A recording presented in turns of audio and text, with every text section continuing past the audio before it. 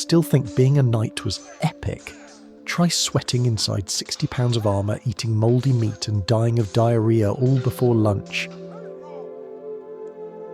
Welcome to your dream job, medieval edition.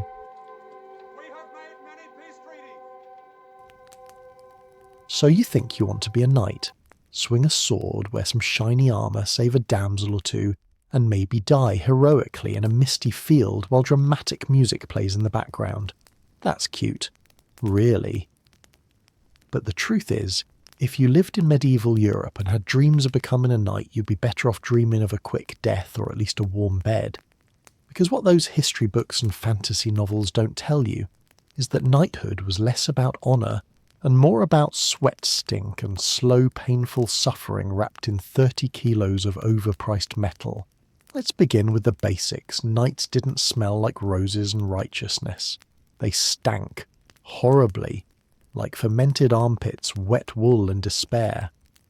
Bathing was an optional hobby, and once you were suited up in your beloved armour, good luck getting it off without 3 servants, a block and tackle system and maybe a crowbar.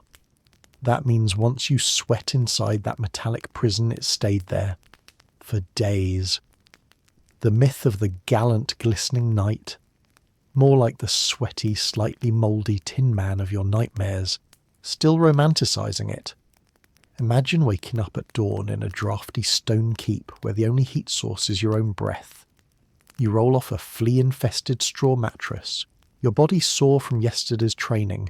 Your hands still blistered from sword drills, and your knee, yes, the one you twisted last week, crackles like a roasted chicken bone every time you stand. There's no such thing as a rest day. If you're lucky, you get to start the morning with a bit of cold hard bread, assuming the rats didn't beat you to it. If you're really lucky, there's cheese, with maggots, protein bonus. Now let's talk about armour. It looks cool. It also weighs more than a third grader and feels like trying to sprint in a car trunk. Chainmail shirts alone weighed 20 kilograms, had plate armour and a helmet, and congrats, you're now a walking iron coffin. Walking in armour was like doing squats while being slowly cooked from the inside. Knights fainted, they tripped. They fell off horses and couldn't get back up. Yes, just like turtles, but with swords. And speaking of horses, let's be clear, the horse did all the work. You just sat there praying it didn't throw you into a ditch or gallop straight into a pike. War horses were bred to be aggressive, trained to trample enemies. They were the medieval tanks. You were the screaming, bumpy meatball on top. And if you thought bonding with your horse would be like in the movies, think again. That beast was worth more than your life. If one of you had to be saved, it wasn't going to be you. Still not convinced, let's add heat stroke to the list. Armour didn't breathe. At all. In battle or even during training, you'd overheat in minutes. Dehydration was common. Hallucinations. Sure, imagine trying to distinguish between friend and foe while you're seeing dancing goats in the middle of a bloodbath. And no, you couldn't just lift your visor for air. That meant risking an arrow to the eye. Good luck explaining that to your squire. But hey, at least you got to fight for justice, right? Defend the weak, uphold chivalry. Yeah, no. That's another lie. Chivalry was a PR campaign less about saving peasants, and more about looking good at tournaments. Most knights spent their time collecting taxes, threatening villagers, or fighting other knights over petty insults like who had the shinier sword. Honour was optional. Violence was not. And mercy. That was just a word they put in poems. And you didn't just wake up one day and decide to be a knight. You were born into it. Unless you had money and a lot of it, you were stuck dreaming. Becoming a knight meant years of back-breaking training starting as a page at age 7. That's right, 7. Childhood was over before your front teeth fell out. You polished armour cleaned up after horses served food and got hit with sticks if you dared talk back. It wasn't Hogwarts. It was hell with banners. After years of this cheerful servitude, you'd graduate to squirehood. That's when the real fun began. You were now expected to follow a knight into battle, not fight mind. You just watch closely and pray you didn't get disemboweled in the process. You carried his weapons, fed his horse, washed his undergarments, yes, the same ones soaked in days-old sweat and blood. And if he died, you were either knighted on the spot or blamed for it. Either way, good luck. And let's not forget wounds. Knights didn't just die gloriously, they died horribly. Infection was basically guaranteed. You could survive the battlefield only to die days later from a splinter or a poorly bandaged cut. Doctors weren't really doctors. They were more like butchers with blessings. Their favourite tool, a rusty saw. Anaesthetics. Nope. Just bite down on some wood and try not to scream loud enough to scare the horses. Armour also didn't make you invincible. It made you tired. Arrows, axes and maces could crush you inside your own gear. And if you fell off your horse, game over. Enemies would swarm you and stab through the weak points. If you were lucky, they took your armour and left you to die. If you were unlucky, they dragged you off for ransom. That sounds good until you realise you were naked wounded and lying in a damp tent hoping your family didn't just write you off as a bad investment. Still dreaming of that castle with the moat, don't. Most knights didn't own land. They rented it by serving a lord who could kill them for sneezing too loudly. And even if you did have a castle, it was draughty, smoky and full of mice. You shared it with livestock and occasionally with invading armies. The concept of privacy didn't exist. Your bathroom a hole in the floor above the moat. Your bed straw. Your roommate. Probably lice. Let's pause here to remember what modern life gives you: climate control, deodorant, indoor plumbing, antibiotics, weekends, coffee. Knights had none of that. Their version of me time was not dying for 24 hours straight. Self-care meant not eating mouldy meat or avoiding jousts while drunk. They didn't meditate. They sharpened swords and worried about leprosy. And yet knights were somehow considered the elite, the top 1%. Which tells you everything you need to know about how terrible life was for everyone else. If the guy sleeping in a tin can covered in bruises and flea bites, with a 40% chance of dying before 35 was the ideal, you really didn't want to see what ordinary looked like. Spoiler, it involved ploughing fields with wooden tools and eating boiled turnips for dinner. Every single night. And then of course there's the myth of the noble death. Dying in battle wasn't glorious. It was messy, painful, sometimes stupid. Tripping over your own scabbard and getting speared by a teenager with a pitchfork isn't exactly the ending bards sing about. And if you survived, congratulations. You now had arthritis trauma and possibly syphilis. You were also broke because everything you owned probably got stolen while you were unconscious on the battlefield. So next time you see a knight in shining armour on screen, brooding heroic noble, just remember, beneath that helmet was probably a guy with lice hemorrhoids, mild scurvy, and a deep existential crisis. He didn't dream of glory. He dreamed of soup that didn't smell like death, and boots that didn't leak. Because being a knight wasn't about honour. It was about surviving long enough to regret your choices. If you've ever complained about tight jeans or a button-up shirt that chokes your soul, congratulations. You're officially unfit for knighthood. Because the process of suiting up as a medieval knight wasn't just uncomfortable. It was an Olympic-level endurance sport combined with an ironclad test of pain, tolerance, and patience. There's a reason knights needed squires to help them dress. The armour was so complicated and so heavy, putting it on solo was basically a death wish. You didn't wear the armour wore you. Let's start with the first layer, the gambeson. Sounds fancy, right? It's not. A gambeson was a thickly padded quilted jacket, basically a wearable oven that soaked up sweat like a medieval sponge. It was the only thing between your soft, fragile skin and 30 kilos of angry metal. Imagine wearing a winter coat stuffed with straw while doing jumping jacks in summer. Now imagine never being able to wash it. That's what clung to your body day after day, battle after battle. By week 2 it smelled like a goat corpse rolled in cheese. Then came the chainmail. Hundreds of thousands of interlocking metal rings, each one painstakingly hand-forged by a guy who probably hated his job and his lord in equal measure. Chainmail wasn't just heavy, it pinched, it bruised, and if one link broke mid-fight, say hello to metal splinters in places you didn't know had nerves. and because life wasn't hard enough, they usually threw on a metal plate over the chest or back just in case you were getting too comfortable. And now, the pièce de résistance full plate armour. This was the luxury edition, the metal tuxedo of battle. Only the wealthiest knights could afford it, which meant not only were you slow and heavy, but also a walking advertisement for your family's tax-evading empire.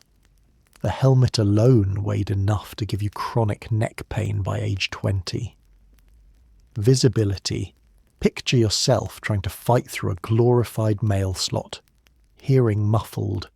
Breathing optional. It took at least 2 squires to get you dressed.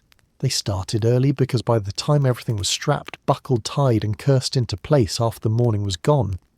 You couldn't dress quickly, which meant surprise attacks were your worst nightmare. If your castle got raided before you finished armouring up, your choices were 1 die in your nightgown, or 2 run outside half-dressed and pray no one noticed your exposed thighs. And heaven forbid you had to go to the bathroom mid-battle. Armour wasn't designed with bodily functions in mind. If nature called, you had 2 options: hold it, or let it happen and deal with the smell. Spoiler, most knights chose option 2. That meant the glorious warrior you imagined sword-raised banner flying was likely marinating in his own filth. It wasn't bravery, it was bladder surrender. The armour also didn't account for basic human movement. Want to scratch your nose too bad? Want to bend over? Enjoy the sound of metal plates shrieking like angry kitchenware. Some knights trained for years just to learn how to fall properly in armour, because if you didn't land right, you risked snapping your spine like a twig. There are actual battle records of knights being killed because they tripped and couldn't get up in time. Death by clumsiness. Chivalric indeed. Now let's talk about the heat. Armour turned your body into a medieval microwave. Sunlight turned the metal into a frying pan, and underneath your gambeson steamed like a boiled ham. You sweated so much some nights lost weight just from marching. Dehydration, hallucinations, heat stroke, they weren't rare. They were expected. Passing out in your own helmet became a rite of passage, but even more humiliating than fainting needing help to get back up. If you fell either from a wound or sheer exhaustion, you needed your squire to hoist you like a dying cow. If he wasn't nearby, you were stuck rolling around like a dying beetle. Enemies loved this. They could waltz over and stab you in the armpit, the groin or the neck, because guess what? Those were the gaps. Knights weren't invincible. They were just metal puzzles waiting to be solved by a guy with a spear. And no, you didn't just wear armour to battle. You wore it to tournaments, to parades, to ceremonial events. Why? Because people expected you to. Knights were the influencers of the medieval world, always performing, always showing off. And just like influencers today, they suffered for the aesthetic. Except instead of filters and lighting, they had bruises, chafing, and the ever-present threat of public vomiting in a helmet that smelled like boiled onions. Let's not forget about the smell. You didn't just sweat, you baked in it. Armour trapped body heat, dirt, and every odour imaginable. After a few hours, you smelled like roadkill wrapped in tinfoil. After a full day, people could smell you before they saw you. And the worst part, you couldn't smell yourself. Knights walked around thinking they were God's gift to chivalry, when really they were portable sewage plants. Now imagine doing anything in armour, riding a horse, swinging a sword, even walking across a field. Everything required 10 times the effort. Every step was a gamble. Every swing could throw out your shoulder. You didn't move with grace. You lumbered like a dying refrigerator. If the battle was muddy or rainy, it was even worse.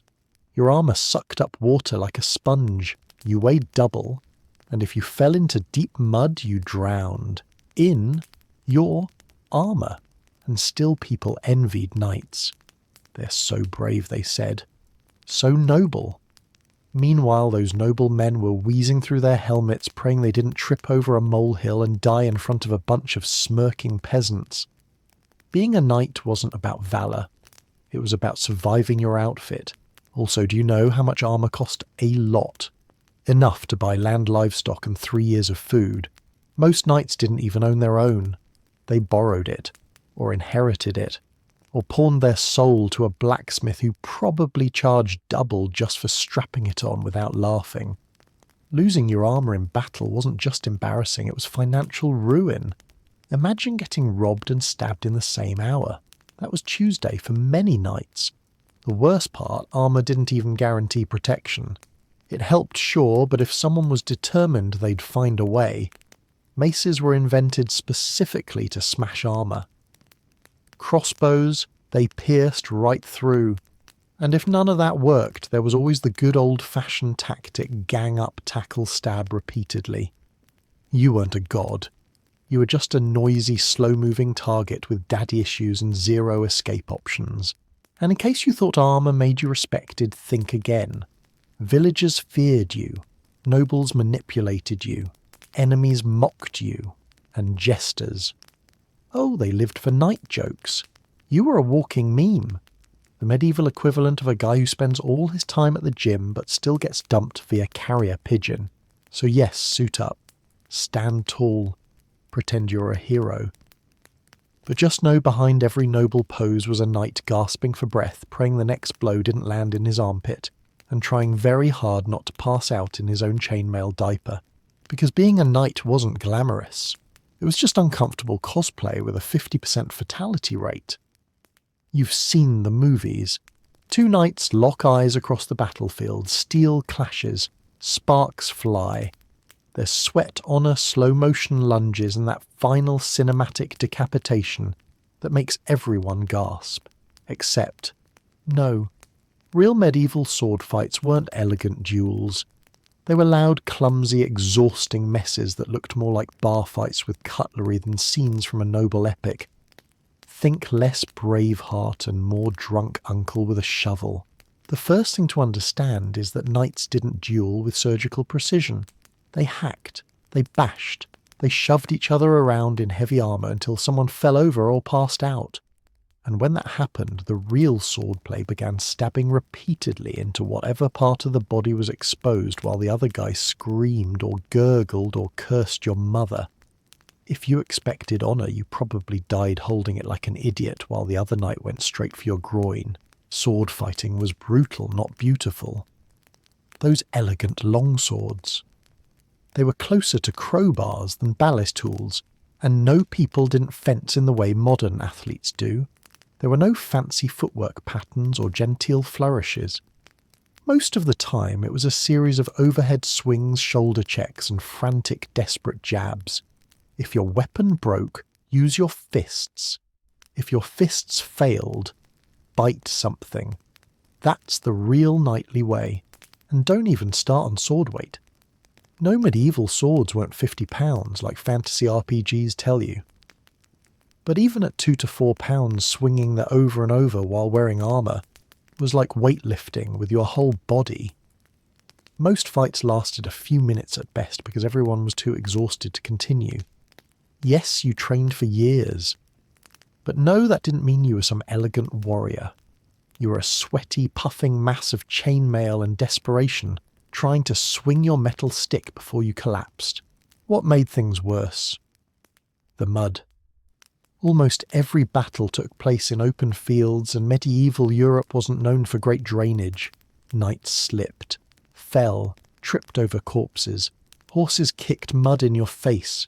If you were unlucky, you'd drop your sword and have to crawl through blood-soaked slop to retrieve it while someone tried to smash your helmet in. That's not an action sequence. That's a comedy sketch with fatal consequences. Still think sword fighting was a noble art. Try this, you finally land a hit and it bounces off your opponent's armour like a spoon hitting a trash can. You swing again, nothing. You try a thrust blocked. Now your arms are tired, your legs are shaking, and you're starting to smell your own fear. The other guy gets lucky and clips your knee. You stumble. Now you're on the ground. And here's where the real humiliation starts. The undignified, grubby, desperate rolling around in the dirt phase. Because sword fights didn't end with graceful kills. They ended with someone getting stomped, wrestled, or beaten unconscious with the pommel of a sword, like a medieval game of whack-a-knight. Or worse, you got dogpiled by 3 guys who took turns stabbing you through the armpit. That's the go-to spot. Want to know how knights really died?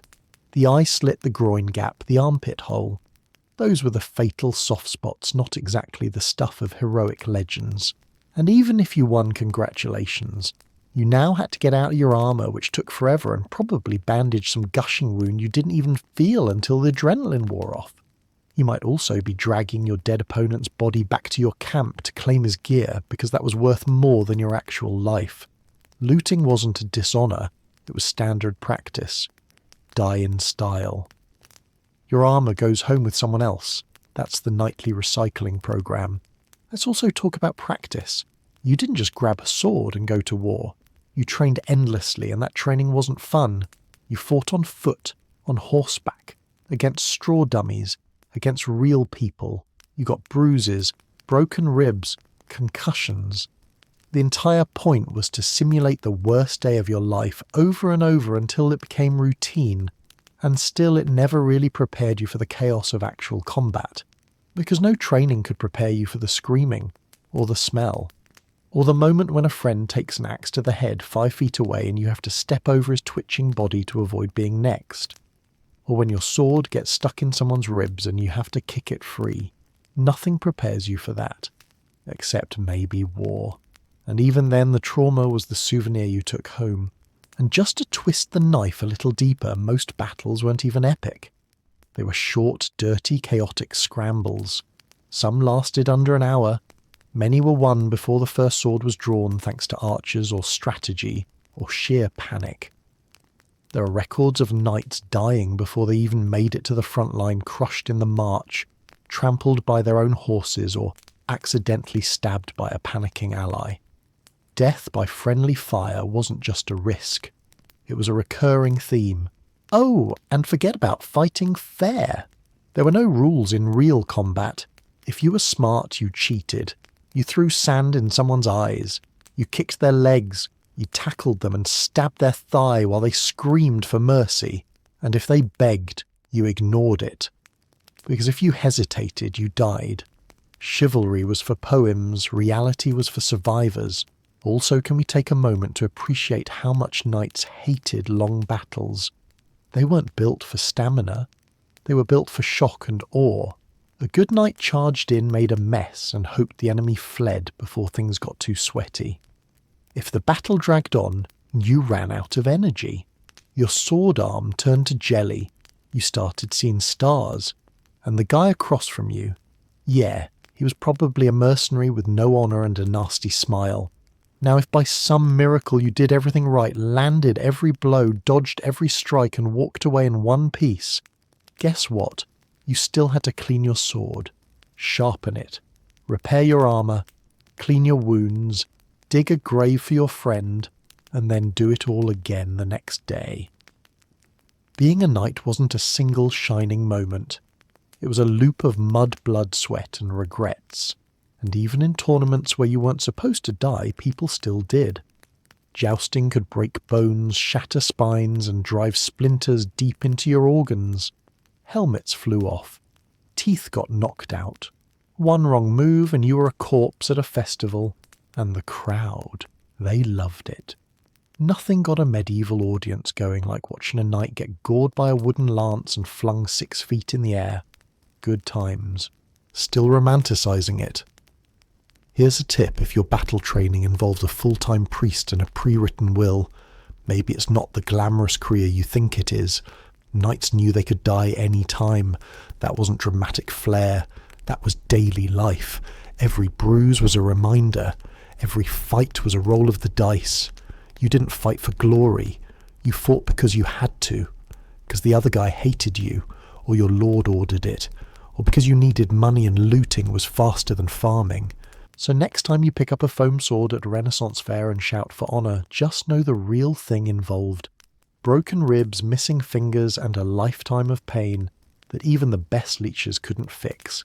Because real swordplay wasn't about beauty.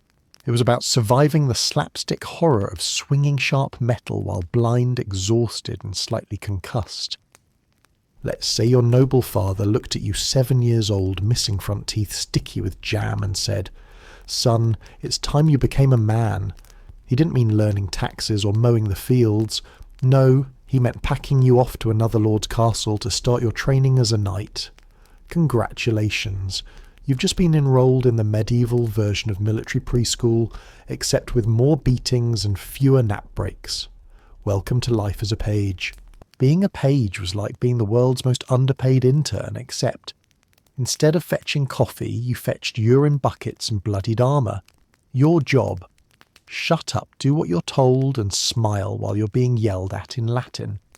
You were responsible for carrying messages, tending to the horses, fetching weapons, and cleaning everything that wasn't moving.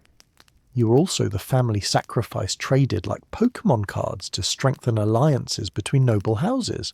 Cute, right? You didn't get a room. You got a corner. You didn't get a tutor. You got a priest who hated children. Your lessons included Latin religion and how to keep your mouth shut when the adults were plotting minor wars over a goose. Your diet, leftovers from the adult table, half-eaten trenchers, burnt crusts and soup with a mystery ingredient that moved. But don't worry, you still got to serve that same food to the knight who might backhand you for spilling it. But eventually, if you didn't die of dysentery or get kicked in the head by a horse, you got promoted. Around age 14, you became a squire. Sounds fancy, but don't be fooled. Squire is just short for the guy who carries everything heavy, gets none of the credit and all of the blame. If your knight tripped, it was your fault. If his horse farted in church, somehow still your fault. As a squire, you trained with real weapons. Practiced swords, lances, shields, also known as bruising sticks, arm dislocators and headache hammers. Sparring wasn't regulated. If your partner hated you, he could smack your ear off and call it character building. You trained every day, even Sundays. Because God may have rested, but your knight didn't believe in breaks. Or sympathy. Oh, and let's not forget horse training. You learned to ride groom saddle feed and occasionally dodge your knight's warhorse, which probably had more battlefield kills than you ever would. Horses were terrifying, giant muscle-bound murder machines that could crush your foot just for fun. You had to get on one, stay on one, and maybe even joust from one, all while wearing 30 kilos of armour and trying not to vomit. Your knight. He was your role model, your boss, your executioner, depending on his mood. He showed you how to fight, yes, but also how to intimidate peasants, collect taxes, and curse creatively when his sword got stuck in someone's femur. You followed him everywhere. To battle to court, to tournaments, even to the bathroom if he yelled loud enough. You were his shadow, but one that could get slapped if it cast too far. Training didn't just test your body, it tested your brain. You were constantly reminded of your place. You weren't a hero, you were becoming one. Maybe, if you lived long enough, if your family could afford the gear, if your knight didn't die and leave you stranded in enemy territory. Motivation was less you can do it and more do it or sleep in the stable again. Want to know what a typical training day looked like? Wake up before dawn. Scrub the armour, feed the horses, run drills until your legs feel like boiled noodles, eat cold porridge, practice sword forms until your fingers bleed, get yelled at, get tripped by another squire, eat more porridge, cry silently, sleep on straw, dream of not being kicked tomorrow, repeat for years. And if you ever showed weakness, you were done. Crying mocked, limping beaten, fear a luxury for the dead. You were expected to smile while swinging a weapon that could kill you and bow to a lord who thought your name was boy. Mental health support. Please, the medieval cure for anxiety was confession and maybe a slap, and jousting. Don't even get me started. As a squire, you didn't get to joust yet, but you got to watch and hold the broken helmets of people who did. Jousting practice was like organised vehicular manslaughter. Two guys charge each other with long wooden poles, and the winner is whoever doesn't lose their teeth. It was the Super Bowl of pain. And you were the towel boy for it. But even off the training field, your life was no easier. You were expected to be noble. That meant no swearing unless your knight did it first, no flirting with servants unless your knight ordered you to, and no eating too much bread. You had to learn poetry, music, and etiquette. Because if you couldn't dance at a feast or compliment a baroness's headdress without gagging, How could you possibly be a good knight? Oh, and hygiene laughable. Baths were rare, lice were constant. Your gambeson probably had colonies of something living in it. Your feet were a fungal battleground. You smelled like fear mud and dried meat, and nobody cared. If anything, the worse you smelled, the more battle-tested people assumed you were.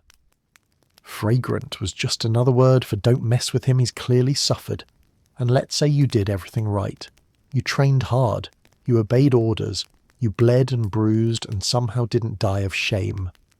One day, usually after a tournament, a battle or a dinner with the right lord, you were finally knighted. It was supposed to be glorious.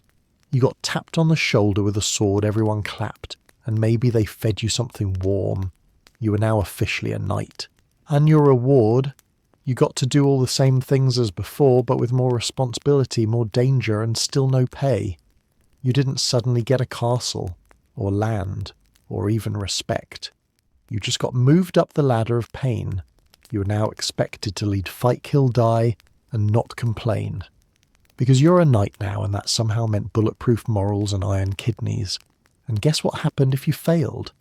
If you lost your lord's horse, if you dropped your sword, if you hesitated before charging into a wall of spears, you were shamed, mocked, stripped of your title maybe, exiled, or worse, sent back to training. Because nothing says redemption like cleaning chamber pots at 30. The reality of knight training was this: it never ended. Even after being knighted, you kept training, because if you didn't, you died. That's simple. New weapons appeared, new enemies rose, armour changed, tactics shifted. You weren't a knight because of your title. You were a knight because you never stopped suffering. So when people romanticize the path to knighthood, just remember the only thing more painful than the training was the job you trained for. Because knighthood wasn't a goal, it was a life sentence. They say you are what you eat. If that's true, then the average medieval knight was roughly 30% rancid meat, 20% stale bread, and the rest, regret. Deep, chewy regret. The so-called royal diet of a knight wasn't some lavish feast from a Renaissance painting. It was a rotating nightmare of questionable proteins, rock-hard carbs, and the occasional uninvited rodent. Forget Michelin stars. We're talking mold stars, and they were growing on your dinner. Let's start with bread, the medieval food group. Everyone ate bread. Rich, poor knight, peasant, rat. But knightly bread wasn't soft and fluffy. It was dense, rough, and sometimes literally made from whatever was lying around. That included grains swept from the mill floor, sometimes mixed with chalk dirt or, yes, ground up bones. You read that right. Some bakers added crushed animal bones as filler, not for protein, just to make it look thicker. And because chewing wasn't hard enough already, these loaves could break teeth. Actual recorded dental trauma from bad bread. Medieval times where your sandwich could fight back. And then there was meat. Oh yes, glorious roasted meat, the feast centerpiece in every movie. In reality, it was more often salted, dried, smoked beyond recognition, or on the edge of rotting. Refrigeration didn't exist. Preservation was basically a prayer, a barrel of salt and a cellar that smelled like wet death. Knights might have been rich enough to afford beef or pork, but unless it was freshly slaughtered, it was about as appetizing as a boot. Spices were used not to enhance flavour, but to cover up the decay. Your stew didn't taste exotic because the chef was brilliant. It tasted that way because the beef had started its own ecosystem. Rats. Oh, they were part of the ambience. Kitchens were basically rat buffets. Grain storage, rat paradise. Cellars, rat rave. If you were eating in a medieval hall, you were probably being watched by 50 beady eyes, and no one did anything. Because rat catching was beneath most people, unless you were a peasant or a bored monk with a stick. So knights just kept eating. Sometimes a cooked rat would show up in the stew, and if you were starving enough, you just kept chewing vegetables. Not for you, noble sir. Those were peasant food. Root vegetables like turnips, onions, and cabbage were considered beneath the upper class, because heaven forbid you eat something with vitamins, So knights mostly consumed meat, bread, cheese and ale, forming a diet best described as pre-diabetic heartburn with a side of constipation. And yes, scurvy was a thing.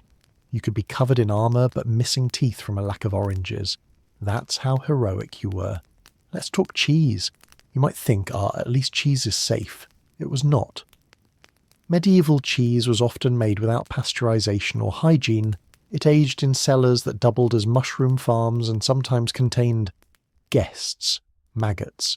That's not an exaggeration. Some cheeses were considered extra ripe when they moved, and knights being men of status were expected to eat this delicacy with pride. If it squirmed, just meant it was ready. Bon appétit. And then there was fish, required during religious fasting days, over 100 per year. But again, preservation was a joke. Salted fish could be so tough it needed to be boiled for hours just to chew, and even then it still tasted like regret and rope. Fresh fish was rare unless you lived by a river and knew someone willing to share. Otherwise you prayed over your pickled herring and hoped it didn't crawl back up later that night. Let's not forget desserts, because surely there's sweetness in suffering barely. Sugar was rare and expensive, imported in tiny quantities and hoarded like treasure. Most desserts were dried fruit or honey-sweetened porridge.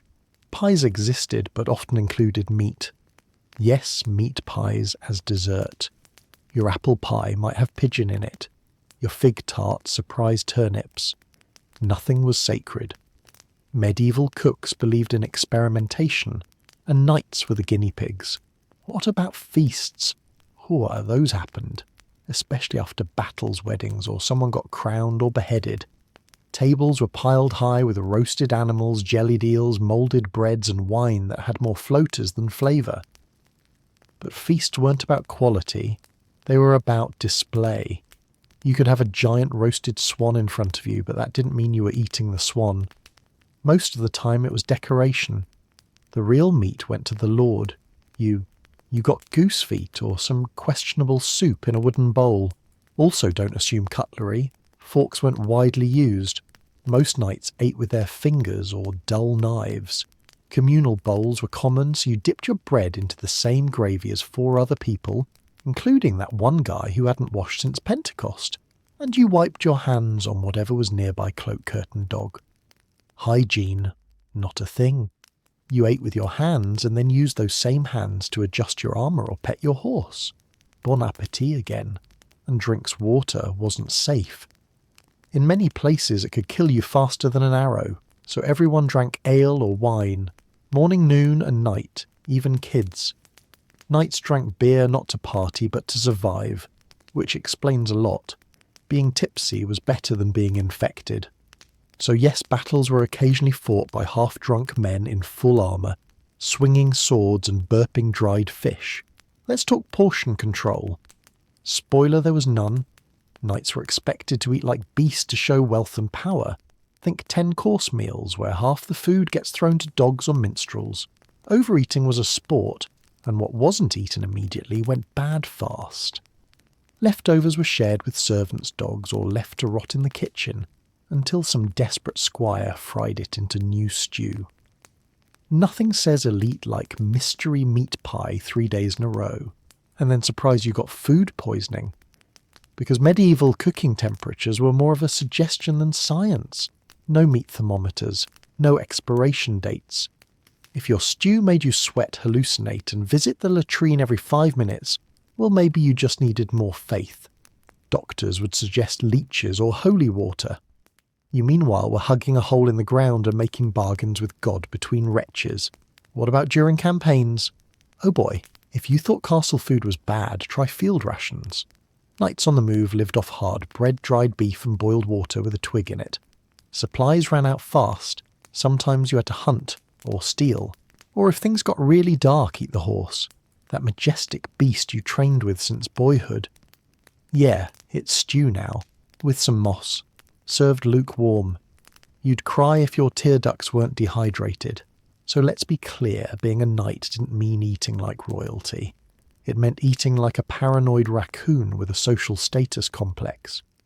Your diet was heavy, unsafe, boring, and repetitive. And if you weren't chewing something suspicious, you were probably puking it up. Or dreaming of a world where bread didn't crack your molars. So next time you complain about bland airplane food or cold coffee, imagine trying to choke down a lukewarm blood sausage stuffed with barley and panic, while rats circle your boots and someone next to you dies of dysentery mid-meal. Because in the glorious life of a knight, even dinner wanted you dead. Let's talk about poop. Not because it's funny, although let's be honest it is, but because for a knight in the Middle Ages, relieving yourself wasn't just a daily routine, it was a high-risk operation.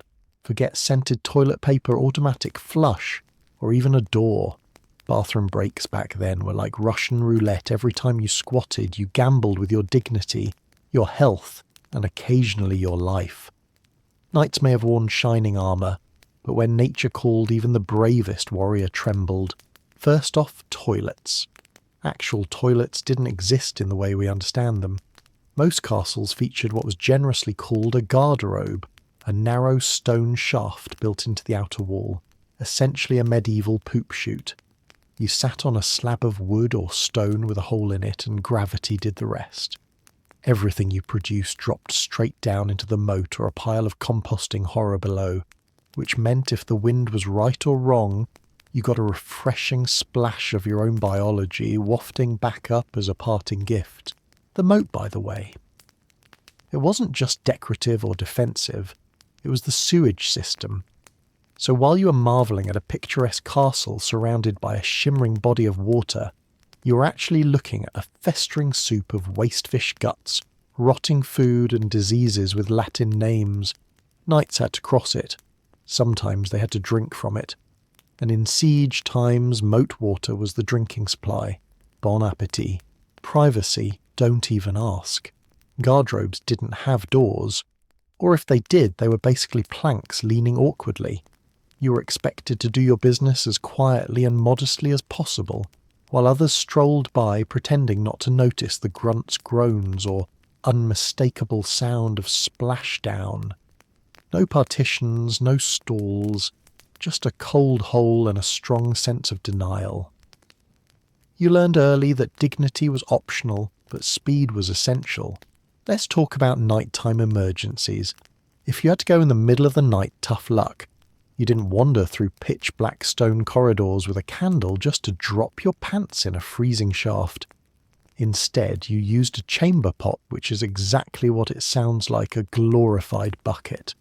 You kept it by your bed, used it groggily in the dark, and hoped your aim was decent. The next morning, some poor servant, usually a squire or a maid, had the job of emptying it into the moat or out the window, because that was the medieval equivalent of flushing. Yes, out the window. People in towns just flung their waste onto the street below.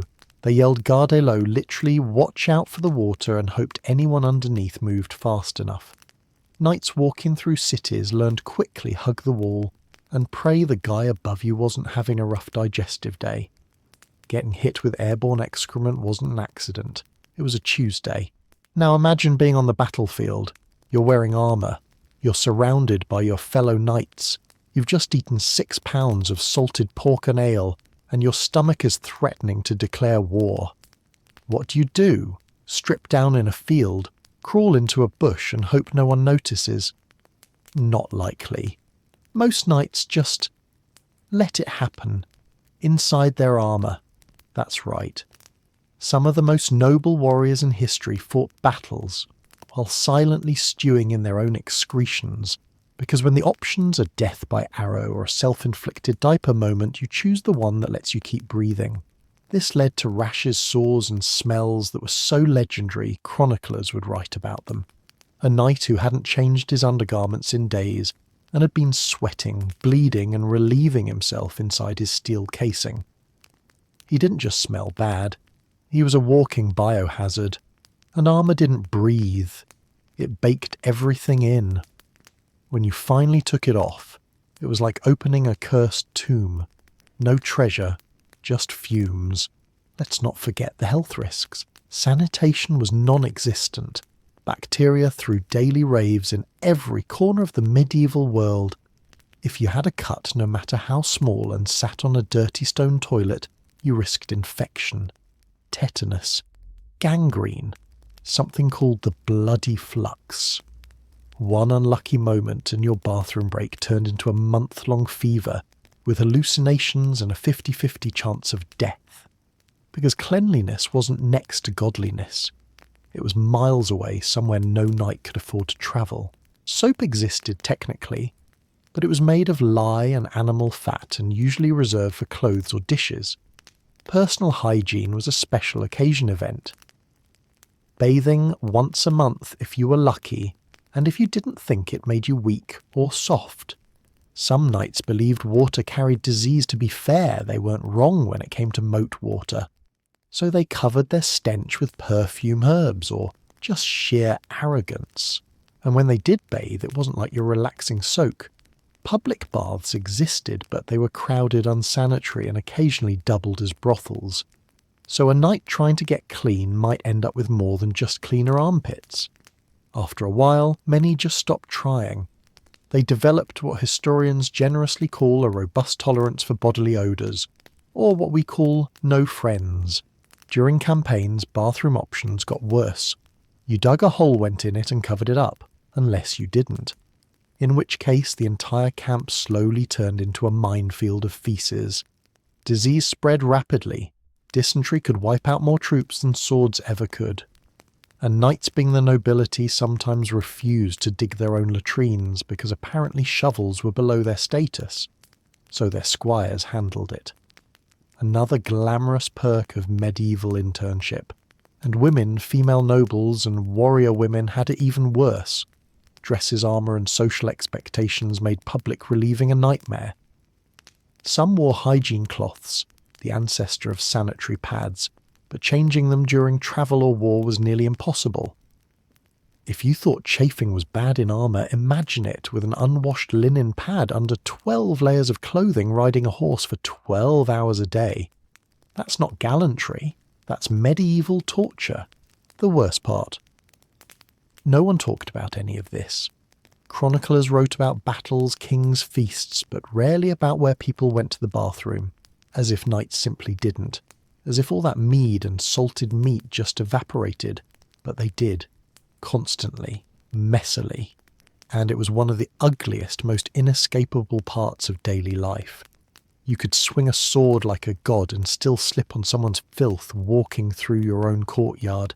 So next time you flush a toilet wipe with something soft and light a candle afterward, take a moment. Whisper a thank you to the engineers, the plumbers, the soap makers.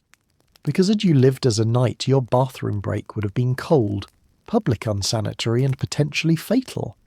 You would have wiped with hay, or nothing, or your bare hand. And you would have been proud of it. Because what else could you do?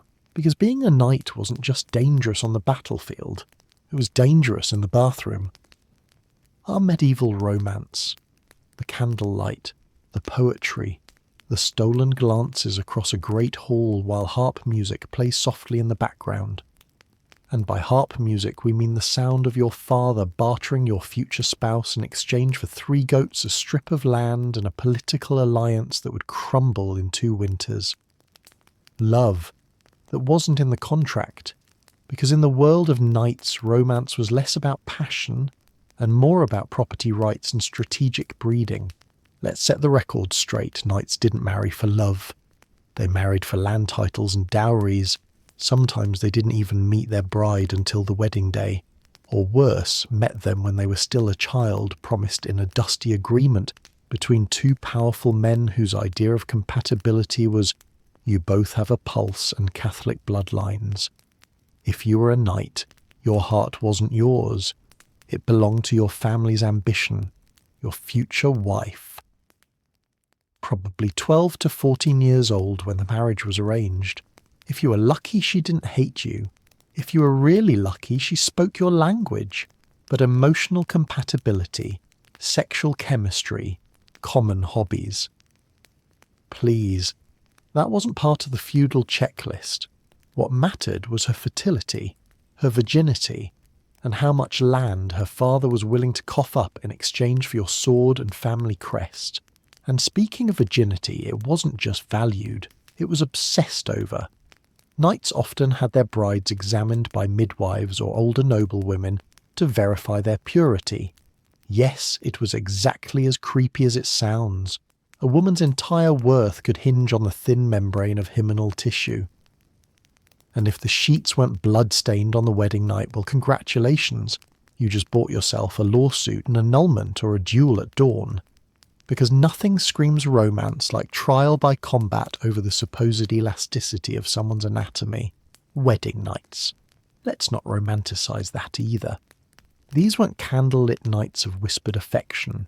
More like stiff, awkward encounters between two strangers who'd never spoken, possibly didn't like each other, and were being watched, yes watched, by a small crowd of family members and attendants who had to witness the consummation, because nothing says happily ever after like clapping servants while you try not to cry into the embroidered pillowcase, still dreaming of medieval passion. Let's talk about daily married life. Knights were rarely home. When they weren't at war, they were attending tournaments serving their lord or travelling with an entourage of other sweaty men, wives. They ran the household, managed the accounts, and prayed their husband didn't die in battle or return with the plague. Emotional connection was optional. Letters were rare. Intimacy.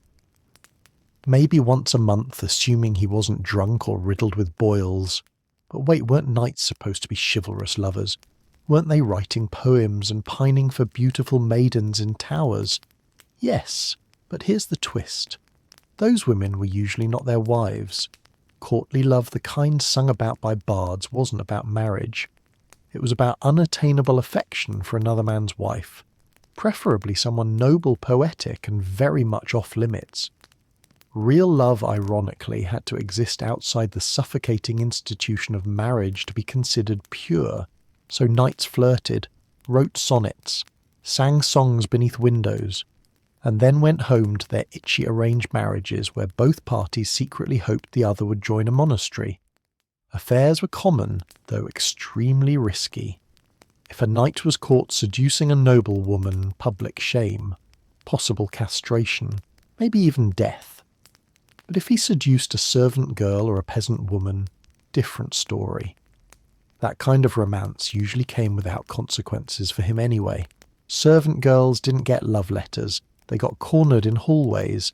They didn't receive sonnets. They got threats. Pregnancy. That was her problem. And if she spoke up, she could be dismissed, punished, or worse. The knight might get a slap on the wrist from his priest. Maybe an extra confession. Because chivalry, like most things medieval, had selective enforcement. And let's not pretend female pleasure was on the radar. Sex was for procreation, not passion. Wives were expected to lie back and think of England or France or whatever region they were reluctantly married into. Foreplay? Ha. Clumsy fumbling in a drafty chamber before a quick grunt and roll-off was more likely. If you were a woman with desires, congratulations, you were a witch. Or worse, French. Now imagine being a knight's wife. Your husband leaves for battle. You manage the estate. You birth 5 children, 3 of whom die before age 6. You sleep alone in a cold room, praying he doesn't return home drunk with a foreign disease. And when he does return, it's to inspect your womb like a harvest and demand a son. No flowers, no warm reunions, just the sound of spurs and expectations. And if he dies, oh, don't think you're free. You might be shipped off to a nunnery, or forced to marry his brother, or have your estate seized by a greedy lord. You weren't a grieving widow. You were an asset to be reassigned, and heaven help you if you were childless. Because then not only did you lose your husband, you also lost your status, home, and any hope of financial independence. On the flip side, let's say the knight lives but decides he hates marriage. Divorce didn't exist unless the church approved, and that was rare. Adultery still not grounds. Abuse not relevant. Your best hope was separation without annulment, which left both parties legally tied but living apart in mutual loathing. You couldn't remarry, you couldn't date, you just simmered in mutual disappointment for the rest of your lives. Even love matches were risky. Occasionally 2 people actually wanted to marry each other. Families resisted. Politics intervened, someone got poisoned, or the church decided you were fourth cousins twice removed and therefore it was incest. The happy couple either eloped and lost their inheritance or were torn apart and married off to complete strangers. Love was considered beautiful but highly impractical, and children. That was the whole point of marriage. Male heirs, if you had daughters too bad, have more. If you had sons but they died, try again. Women died in childbirth constantly. No painkillers, no antiseptic, just screaming blood and a priest nearby in case you didn't make it. And if you did survive, get ready to do it again next year. Knights didn't just pass on swords, they passed on gene exhaustion. So when you see knights kissing maidens in films, remember most of those kisses were fictional. Most real medieval marriages were transactions. Most romances were either punishable or imaginary. And most wives were exhausted, overworked, underloved, and terrified of childbirth. Because for knights, love wasn't a fire that burned, it was a torch passed along with a property deed, and a reminder to produce heirs.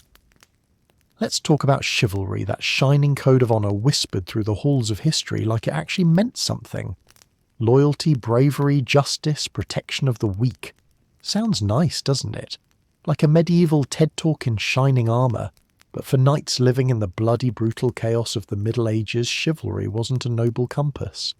It was more like a PR stunt with a side of plausible deniability.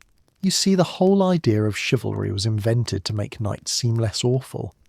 When you spend most of your time burning villages, stabbing peasants, looting monasteries, and occasionally punching a priest, people tend to notice. So the church and the ruling class decided knights needed a makeover. Enter the code of chivalry. Equal parts holy commandments, political propaganda and romantic fan fiction. Not so much a code to live by as a costume to wear when it was convenient. Did knights ever actually follow it? Sure, when someone was watching, like a noble lady at a feast, or a bard scribbling notes. But out in the real world, on the battlefield, or collecting taxes from starving villagers, chivalry took a back seat to survival self-interest and swordsmanship. Knights didn't protect the weak, they taxed them. They didn't fight fair, they fought smart, dirty, and often drunk. And mercy. That was what you hoped someone else would have. Let's break it down. Chivalry said be loyal to your lord. Great. Except what if your lord was a violent moron with a gambling problem? Too bad. Obey anyway. Loyalty didn't mean moral clarity. It meant dying for someone else's land dispute. It meant marching into hopeless battles because a guy in silk shoes got insulted at a dinner party. Chivalry told you to be brave, but bravery in medieval times just meant don't visibly soil yourself before charging. It also said protect the church. Sounds holy, right? Except knights also robbed the church when funds ran low. They looted monasteries during civil wars.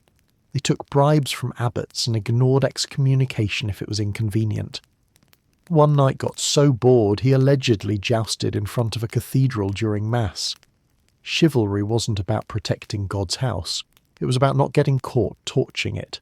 And then we have the classic defend women and children. Adorable, except the same knights who swore to protect women were often the ones kidnapping, marrying, or, let's be honest, assaulting them. Women were seen as property protected only if they belonged to the right man. And if they didn't, well, accidents happened. Villages got raided. People got misplaced. The chivalrous thing to do was not mention it at court. Oh, and speaking of courtly love, that sacred flame of passion, between a noble knight and a virtuous lady, it was mostly emotional role-play with no expectation of actual decency. You could swear eternal love to a duchess by day and be pillaging some farmer's barn by night. As long as you wrote a poem about it later, you were golden. Because nothing says fidelity like rhyming moonlight with my lady's bite. Then there's honour in battle. Supposedly, knights weren't supposed to attack unarmed men or stab someone in the back or gang up 3-on-1. Supposedly. In practice, they did all of that. Because chivalry didn't win battles strategy and numbers did. If you saw a wounded enemy crawling through the mud begging for help, the code said you should offer mercy. Reality said step on his head before he stands up again. Even capturing knights for ransom, which was considered more chivalrous than killing them, wasn't about mercy. It was about profit. Killing a knight gave you a corpse. Capturing one gave you his armour, his horse, his gold, and a bonus check signed by his wealthy family. Mercy had a price tag, and if that ransom didn't come fast enough, well, prisoners had a funny way of falling off towers or trying to escape. Let's not forget the peasantry, the very people knights were supposed to protect. In truth, they were taxed, conscripted, and sometimes executed by the same knights sworn to serve them. You wanted food from their land, you took it. Needed a new horse, requisitioned. One peasant looked at you funny. He was probably a witch. Chivalry didn't apply to the poor. They weren't even on the radar. But here's the real kicker. Chivalry was never consistent. Every lord, every kingdom, every church had their own version. Some emphasized honor in combat. Others prioritized loyalty to the Pope. Some knights believed chivalry required celibacy. Others believed it required daily fornication with only certain types of women. There was no official handbook, just vague ideals constantly rewritten by those who had power and needed justification for wielding it. And that's what chivalry really was, a medieval marketing campaign. It made knights look noble in the songs, the tapestries, the stories told by firelight. It made war seem beautiful. It gave slaughter a perfume. Without chivalry, knights were just armoured thugs with fancy horses. With chivalry, they were the heroes of the realm, protectors of virtue, symbols of civilization. Never mind the burning village behind them. But the most brutal truth, knights needed chivalry more than anyone else. Not because they followed it, but because it kept them sane. When you spend every day training to kill marching, to kill killing, and then sleeping on the ground while covered in blood, you need a bedtime story to tell yourself. Chivalry was their security blanket. I'm not a monster, I'm a servant of honour. It didn't matter if it was true, it just had to feel true. So yes, chivalry existed, as a concept, as a mask, as a shining lie told loudly enough to drown out the screaming. And maybe sometimes a knight actually lived up to it. Maybe he spared a prisoner. Maybe he refused to burn a village. Maybe he helped a peasant girl cross a river. But let's not build an entire mythology on those exceptions. Let's not pretend knighthood was a fairy tale. Because chivalry wasn't a shining code. It was a shield made of words.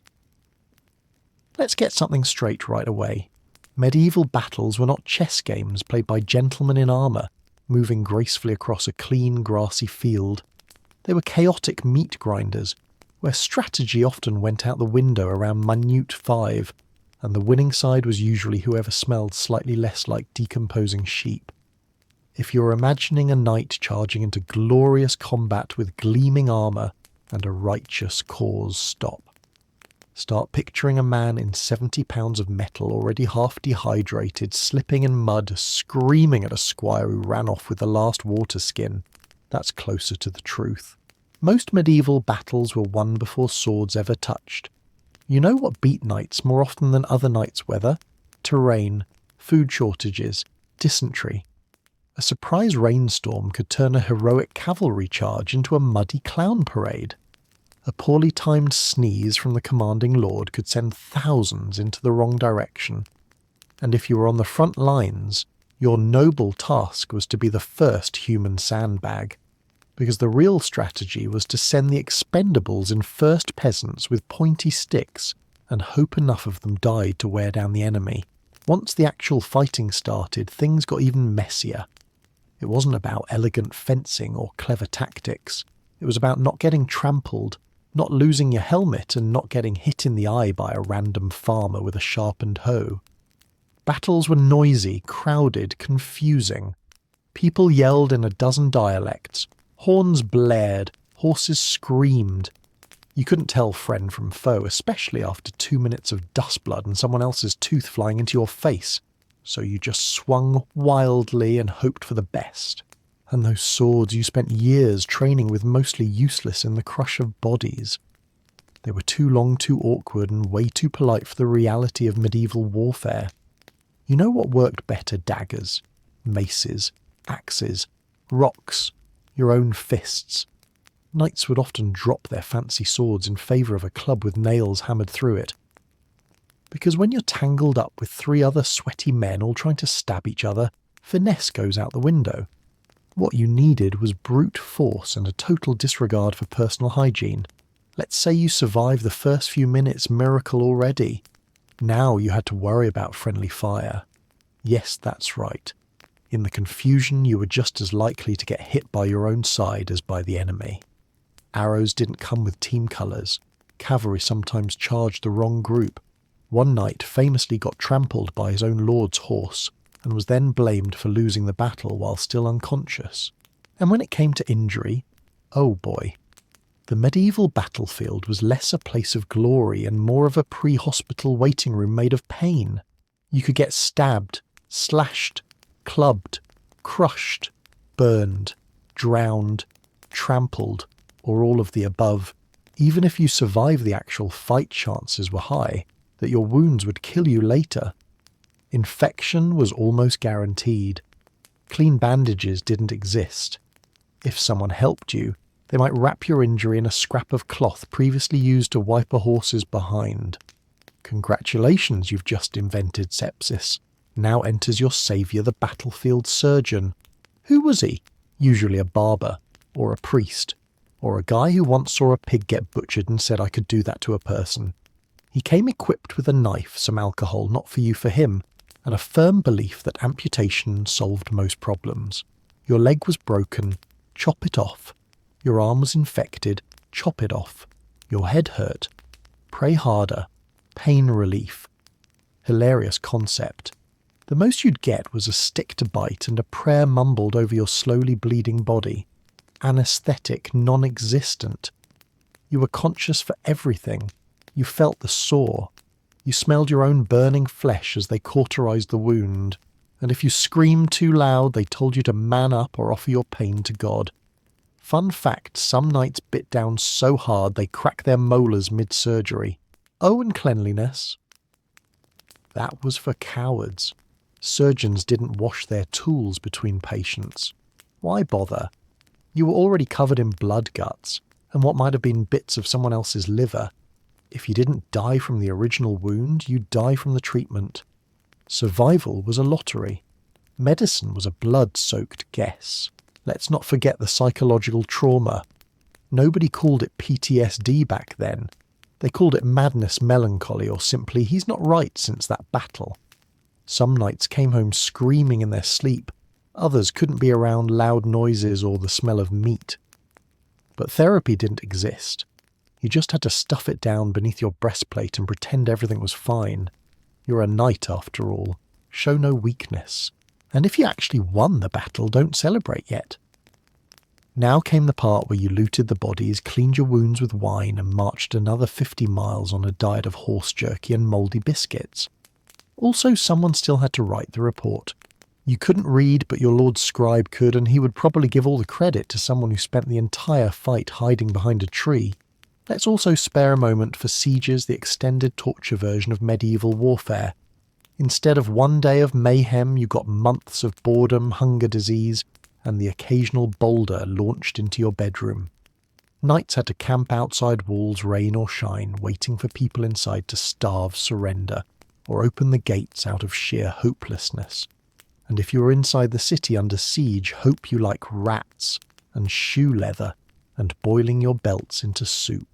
And when the walls finally fell, it wasn't a celebration. It was a massacre. The first ones in took everything, gold, food, people, dignity. Even if you were a chivalrous knight, you looted. You had to. It was the only way to get paid. Knights didn't have salaries. Their reward was plunder, and if they hesitated, someone else got it first. So the man sworn to protect the innocent was often seen kicking down doors, dragging families out by the hair and arguing over who got the shiny candlestick.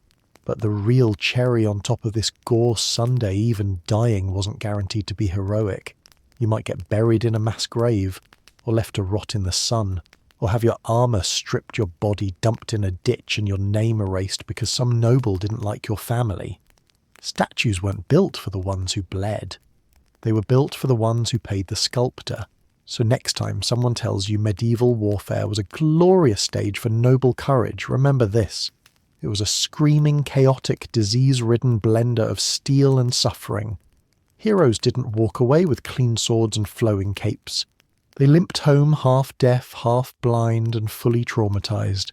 And if they were lucky, they kept most of their limbs. Because for knights, the battlefield wasn't where legends were made. It was where bodies were broken and illusions were finally laid to rest. So you've barely survived your night training. You've eaten rat-flavoured stew pooped into a wind tunnel and watched your best friend get his arm cut off and used as a makeshift torch during a siege. You're finally home aching, possibly still bleeding, and you're dreaming of retirement. But before your chainmail has even finished rusting, some sweaty monk bursts through the castle gates yelling, "We're going to the Holy Land." Welcome to the crusade you didn't ask for, where your reward for not dying in Europe is the chance to die somewhere hotter, drier, and full of people who really don't want you there. Let's be clear. The crusades were sold as holy pilgrimages. You were told you were fighting for God glory and the eternal salvation of your soul.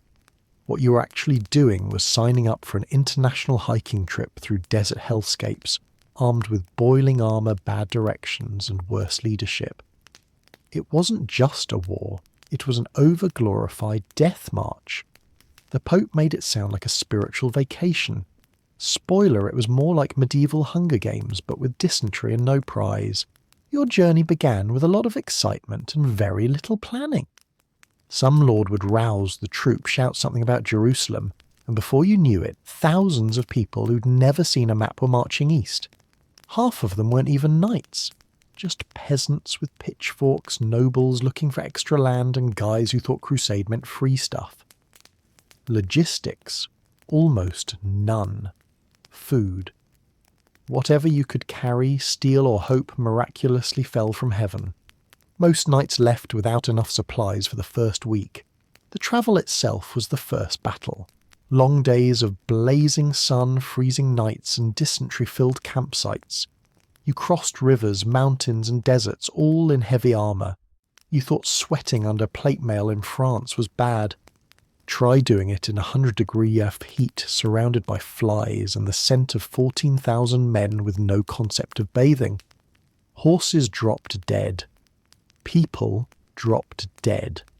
Your squire probably dropped dead.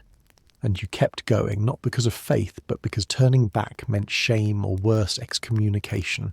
And speaking of religion, the Crusades were supposed to be this righteous mission to reclaim the Holy Land. But by the time you reached your destination, you probably couldn't remember which part was holy, and which part was just sun-scorched rock and corpses. Jerusalem wasn't a shining beacon.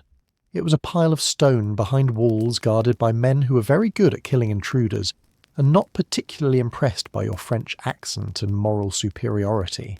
Combat in the Holy Land brutal and bizarrely disorganised. The terrain was unfamiliar. Your enemies fought with speed coordination and actual understanding of the land. You, on the other hand, were busy boiling in your armour, hallucinating from heat stroke, and wondering how many of your men had wandered off looking for water and never returned. Add to that diseases, sandstorms, and betrayal from supposed allies, and you have a campaign that made medieval Europe look like summer camp. But you didn't just fight Muslims, you also fought other crusaders. Yep, your fellow Christians. There were at least 9 official crusades and dozens of unofficial ones, and most of them included in fighting sabotage and backstabbing that would make a soap opera writer blush. In one of the more infamous disasters, crusaders were supposed to go to Jerusalem but ended up sacking Constantinople instead. That's right, they attacked the wrong city, and then celebrated. Because nothing says divine mission like burning down your own cousin's house and stealing his gold. And let's talk about the papal promises. The Pope promised you forgiveness of sins, eternal salvation, and all the loot you could carry. What you got was heat-stroke venereal disease and a sunburn in places you didn't know could burn. And when you died, which most of you did, it wasn't on a glorious mountaintop in a final duel of righteousness. It was in a ditch clutching your stomach surrounded by flies and vultures already filing property claims on your armour. But hey, if you survived, congratulations. You now had the pleasure of returning home utterly broke, half mad, and likely missing a limb. And when you got there, people might not even remember you left. Your lands may have been seized by greedy relatives. Your wife might have remarried.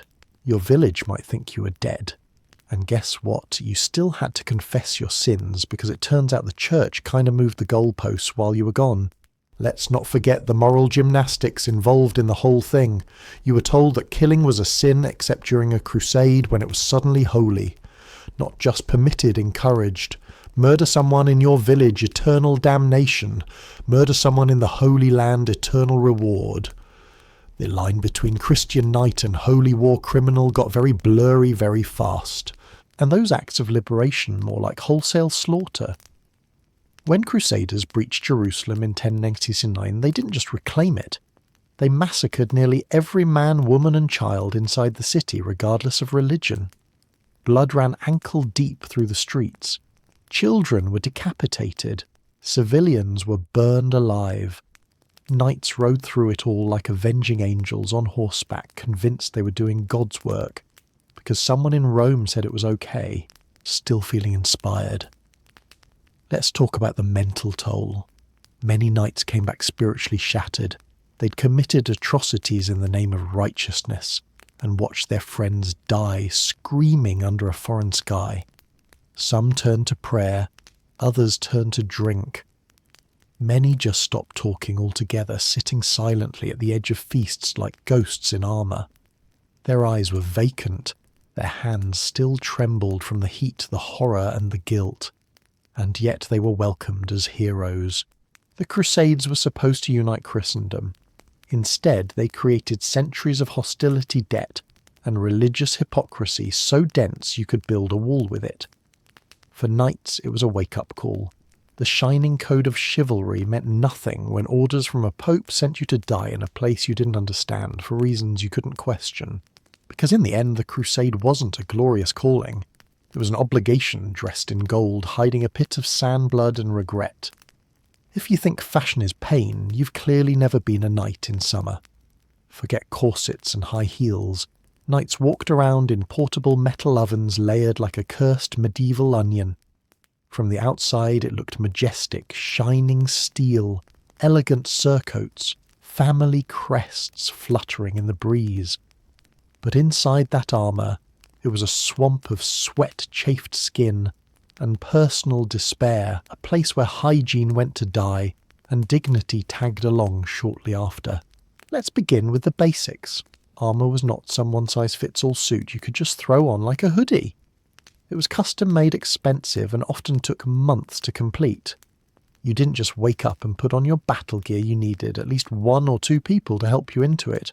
And underneath all that impressive plating you were wearing multiple layers of wool linen and thick padding, otherwise known as the gambeson, which absorbed sweat faster than a desperate sponge at a sauna convention.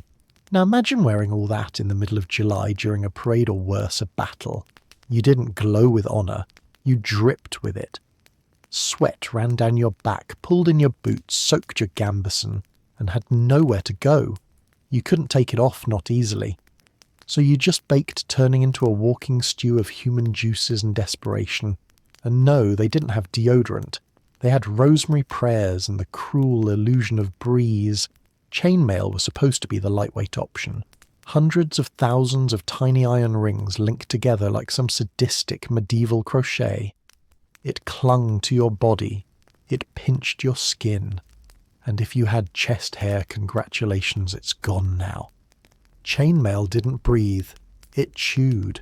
It rubbed. It left marks. And after a long day of marching, you peeled it off like a sunburned snake, revealing raw patches of chainmail rash in places no noble song ever mentioned. And then came the surcoat, a long cloth robe worn over the armour to display your family colours. Think of it as a medieval Instagram filter covering the sweat-streaked metal underneath, with something mildly fashionable and moderately less terrifying. But it got dirty, fast, covered in blood dust and horse slobber. After a few weeks on campaign, that bold red lion on a field of gold, more like a brown blob on a field of regret. Helmets deserve a special paragraph, because while they protected your skull, they also turned your head into a pressure cooker.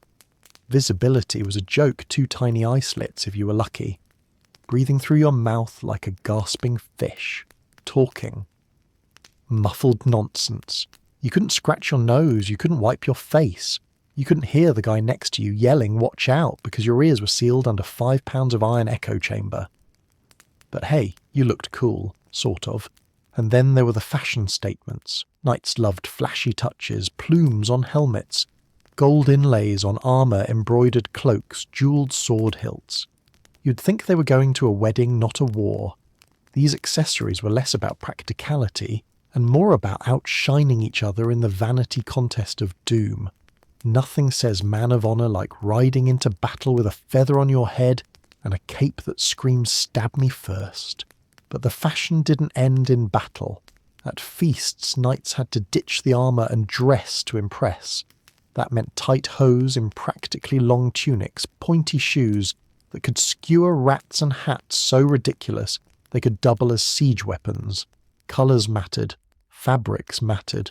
If you showed up in brown when green was in, you might as well eat in the stable. And if your outfit wrinkled or got food stains, good luck attracting a duchess unless she had a thing for mustard. Let's not forget the seasonal challenges. In winter, metal armour got so cold it could freeze to your skin.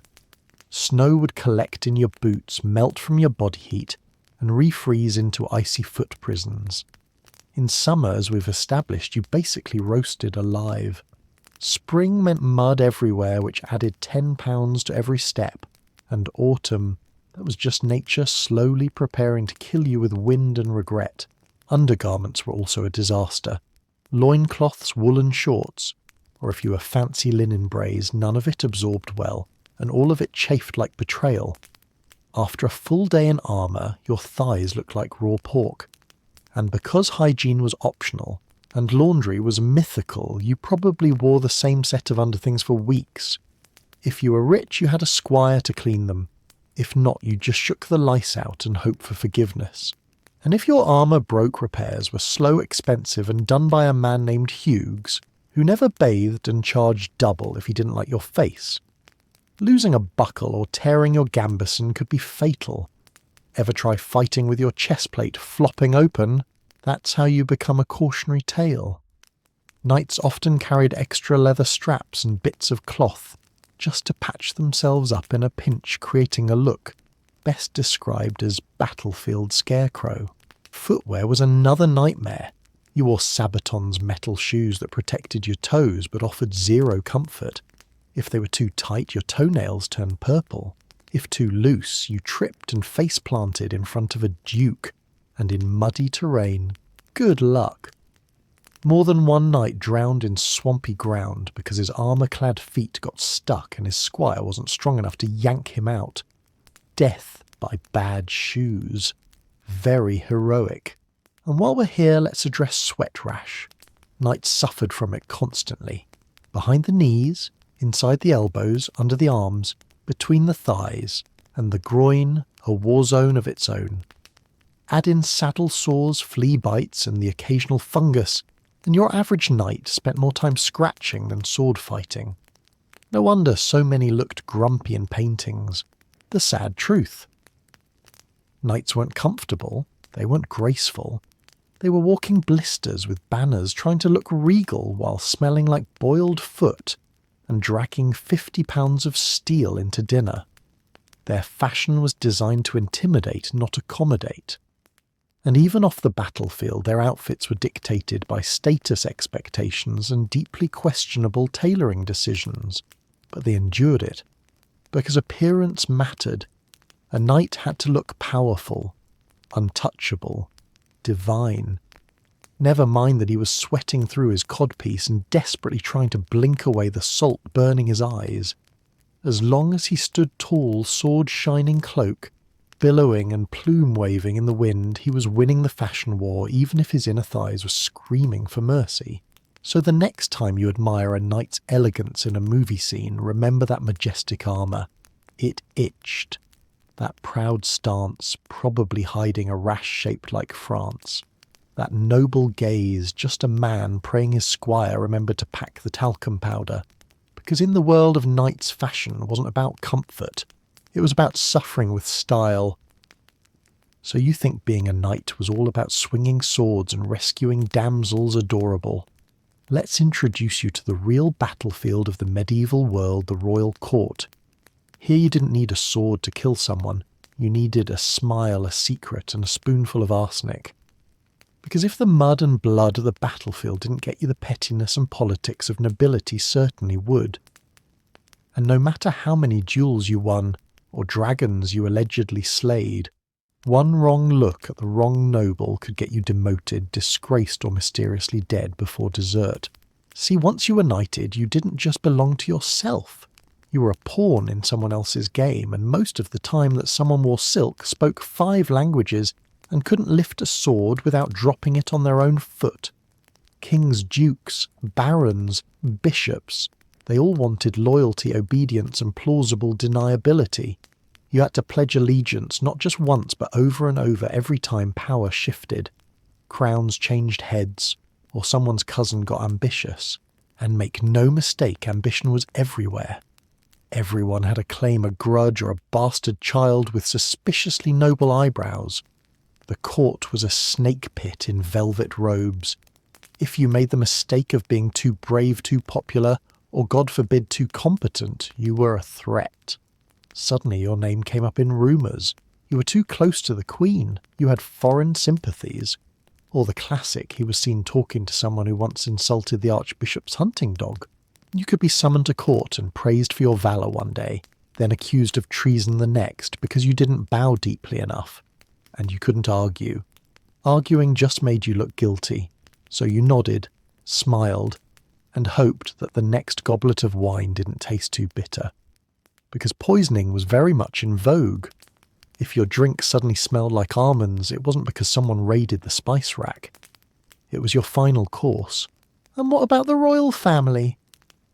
Well, being close to the prince sounded exciting until you realised he was a 15-year-old with mood swings and a sword. And the princess. If she smiled at you, her father might accuse you of seduction. If she didn't, someone might claim you insulted her virtue. You couldn't win. Flirting was dangerous. Silence was suspicious. The safest course. Stand near a pillar, drink very slowly, and pray nobody spilled secrets in your direction. Of course, no medieval court was complete without advisors who were somehow always more powerful than the king. These men, usually thin, pale, and fluent in Latin, controlled the flow of information like medieval internet providers. They whispered, they plotted, they collected favours and blackmail like squirrels collect nuts. If one of them took a dislike to you, forget armour. You needed a miracle. And don't even think about justice. Trials weren't about truth. They were about who could afford more bribes or had the ear of the right noble. Evidence was optional. Witnesses were for show. Sometimes you could buy your way out of trouble. Other times your innocence only made people more suspicious. Why would a guilty man confess, but also why would an innocent man deny it so quickly, that kind of logic? It was a legal system built on riddles, favours, and wine-fueled paranoia. Knights who played the political game well could rise fast. Land, titles, maybe even marriage into royalty. But one wrong move. It was all taken away. Worse, your family could be ruined too. Your brother imprisoned. Your daughter married off to a toothless baron in the swamp. Your estate reassigned to someone with better connections. Your coat of arms scratched off like a mistake. You didn't just fall, you vanished. And then there were the petty princes, the sons of kings, the nephews of archdukes, spoiled, bored, and in desperate need of validation. These men could decide your fate because you beat them at jousting, or because your boots looked nicer than theirs. One of them might challenge you to a duel at dawn because you accidentally called him Sir instead of your celestial magnificence. And if you refused cowardice, if you accepted treason, the whole game was rigged like a tavern dice cup held by a one-eyed drunk. Knights were supposed to be above politics, brave, honest, pure. That was the marketing. In truth, if you wanted to survive at court, you had to be as slippery as eel stew. Smile at the right jokes, pretend to be dumber than you were, never show ambition unless it was someone else's idea, and most of all, never trust anyone who offered you meat pie and compliments at the same time. And don't think religious politics was safer. Align with the wrong bishop, excommunication, quote the wrong scripture at dinner, heresy, fail to pay your church taxes, eternal damnation, or worse, public humiliation. The church didn't just forgive sins, it owned land, it controlled armies, and it kept excellent records of who owed what. You might spend your entire career earning the trust of one cardinal, only to have him replaced next week by someone who thought knights were glorified butchers in fancy helmets. Let's not forget the spies. Every castle had them, every feast, every chapel. Some were servants, some were knights, some were wives. People listened, recorded, and passed along your private words faster than you could finish a sentence. That one joke you made about the king's haircut, it's now a report. That time you said the queen looked tired. Congratulations, you're being watched. The safest thing to say at court was nothing. The second safest thing, something flattering. The third, more wine, my lord. And if you wanted to get ahead, you had to play dirty. Fake alliances, secret deals, smuggle letters, sleep with people you hated, destroy people you once called brothers. Loyalty was only real until the next feast. Then it was replaced by survival instinct and a very polite smile. The best knights were not the strongest, they were the most invisible, the ones who never stood out, who showed up, bowed deeply, and left no footprints in the mud.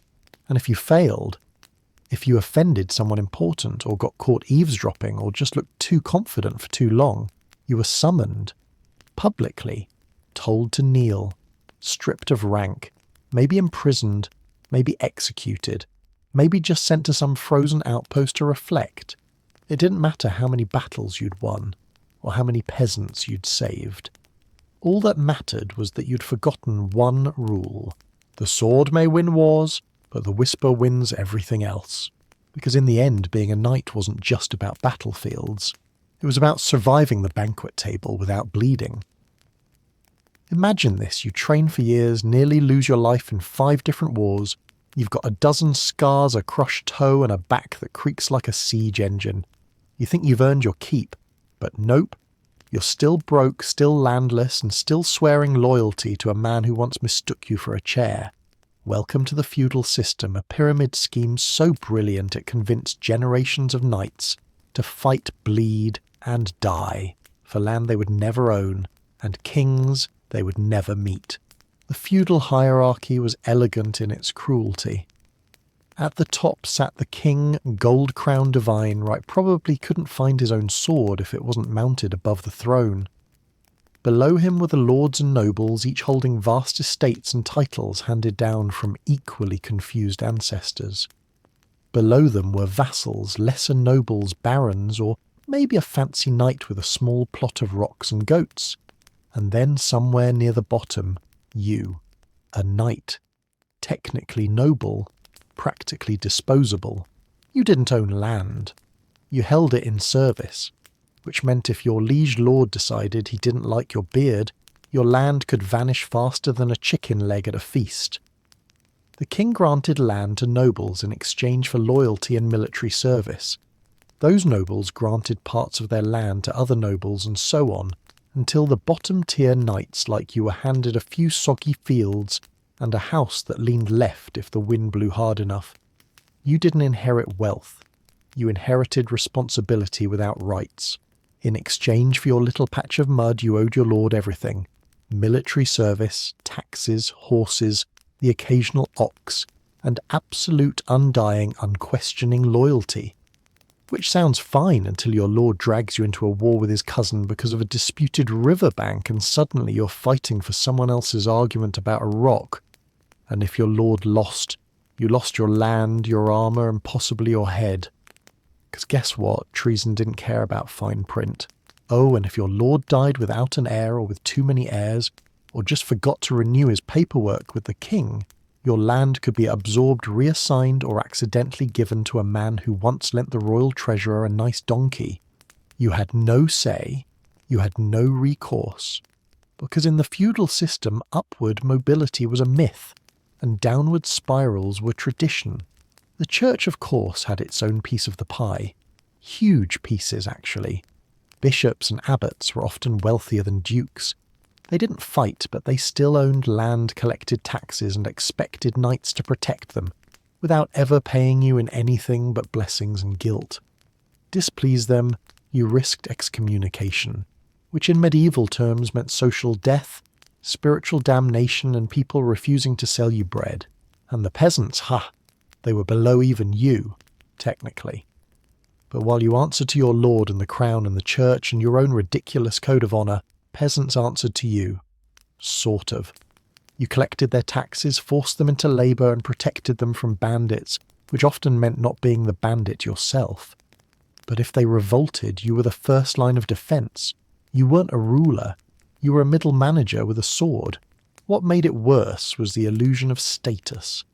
Everyone below you looked up at your armour and called you sir, but everyone above you saw a tool with legs. You weren't part of the elite.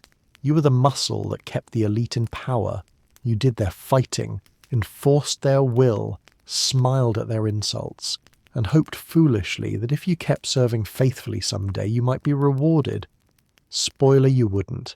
And heaven forbid you got ambitious. Try to rise too high, marry above your station, win too many battles, gain too many allies, and suddenly you were a threat. Nobles didn't like threats.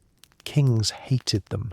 You could go from celebrated war hero to exiled traitor faster than you could say land dispute. The system wasn't built to elevate you. It was built to use you until you collapsed, then replace you with another bright-eyed squire with dreams of knighthood and no understanding of economics. Marriage. Also political. You didn't marry for love. You married to secure alliances, gain land for your lord, not you, or produce heirs who could maybe, just maybe, inherit a slightly less terrible life. Your daughter, a bargaining chip. Your son, a future pawn. And if the marriage fell apart, too bad. Divorce didn't exist. You just smiled at feasts and gritted your teeth during the toast. Oh, and you paid for everything. Armour your expense. Horses your expense. Campaign costs your expense. Serving your lord often meant bankrupting yourself to look like you weren't already bankrupt.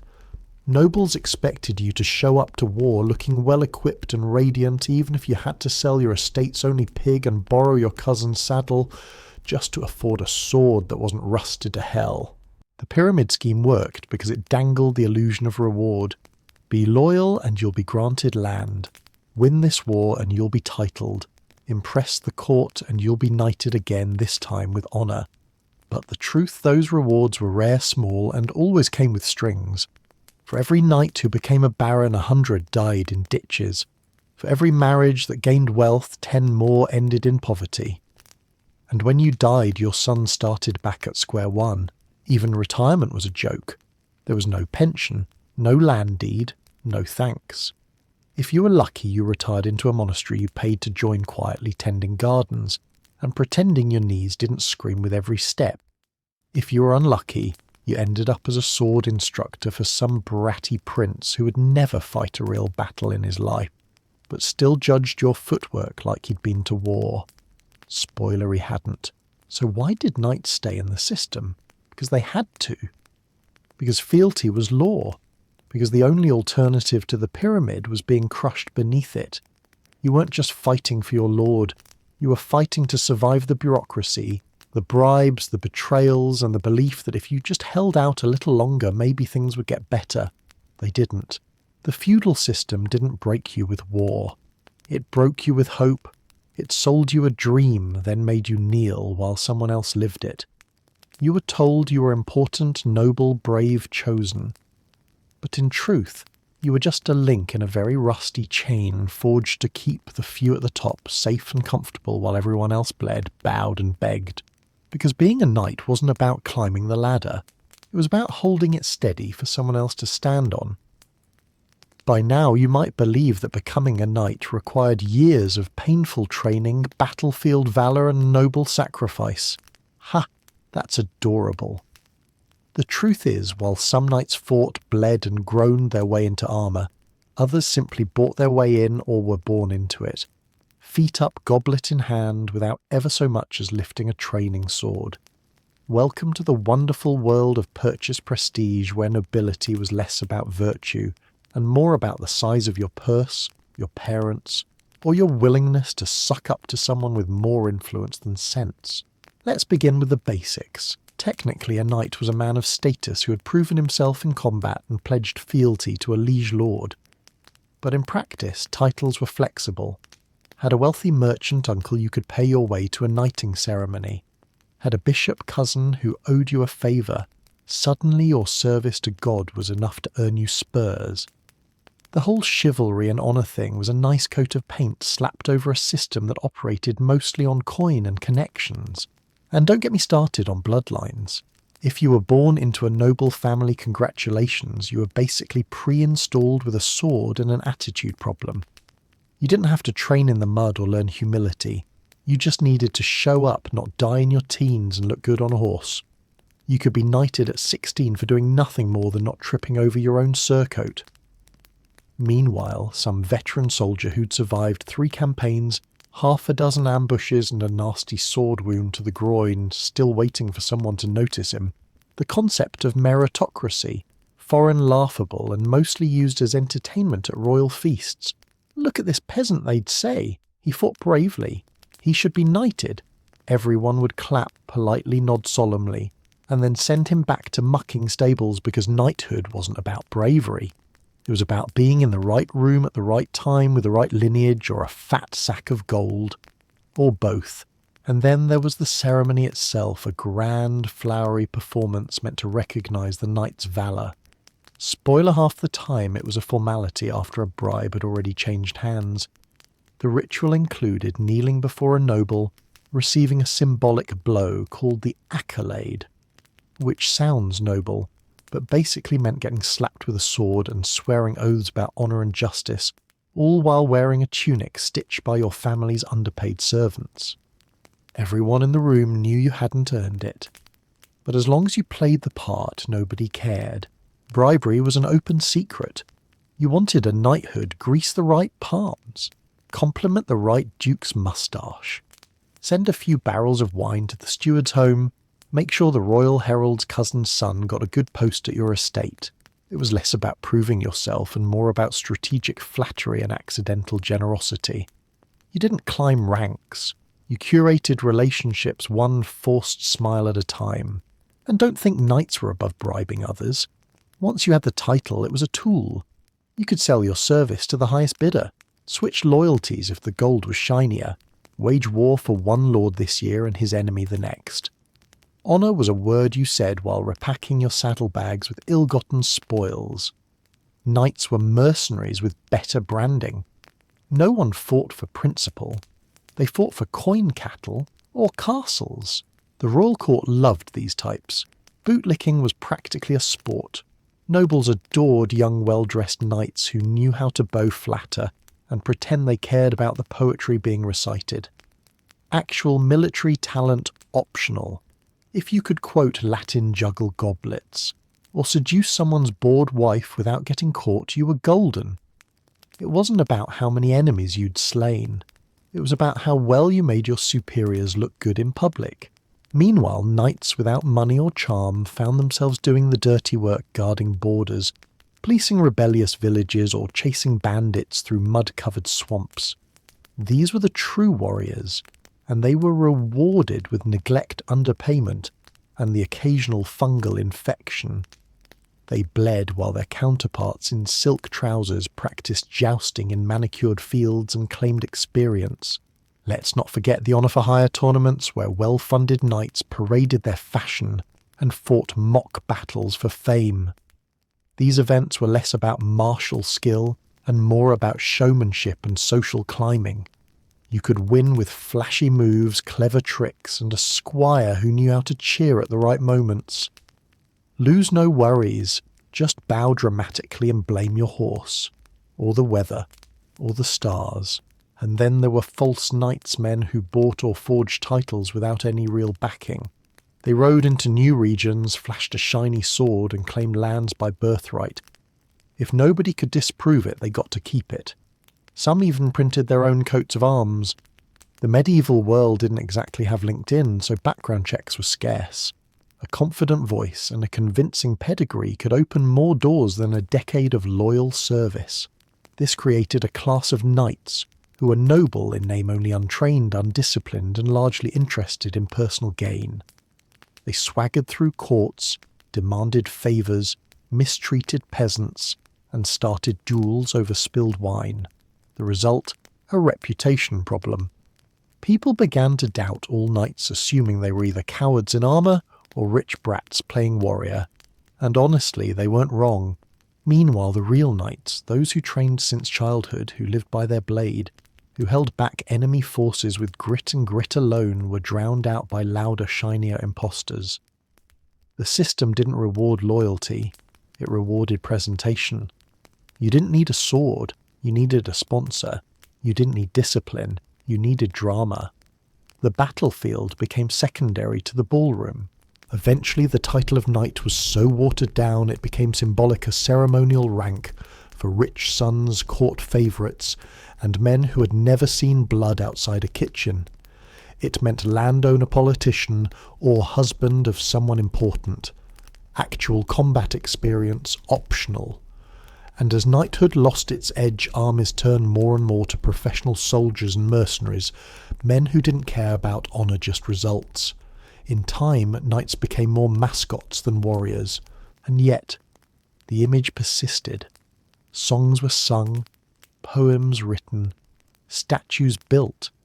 People loved the idea of the noble knight.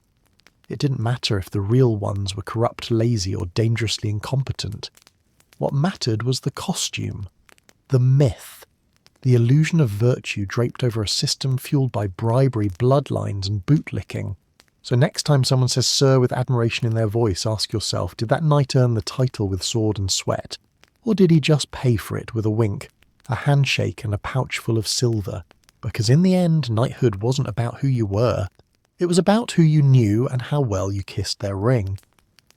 Let's get one thing out of the way. In the medieval world, your warhorse was more valuable than you, more fed, more respected. Possibly even more attractive if you'd gone a few weeks without bathing. Knights liked to think they were the centrepiece of the battlefield, the glittering hero galloping through fire with sword aloft. But the truth.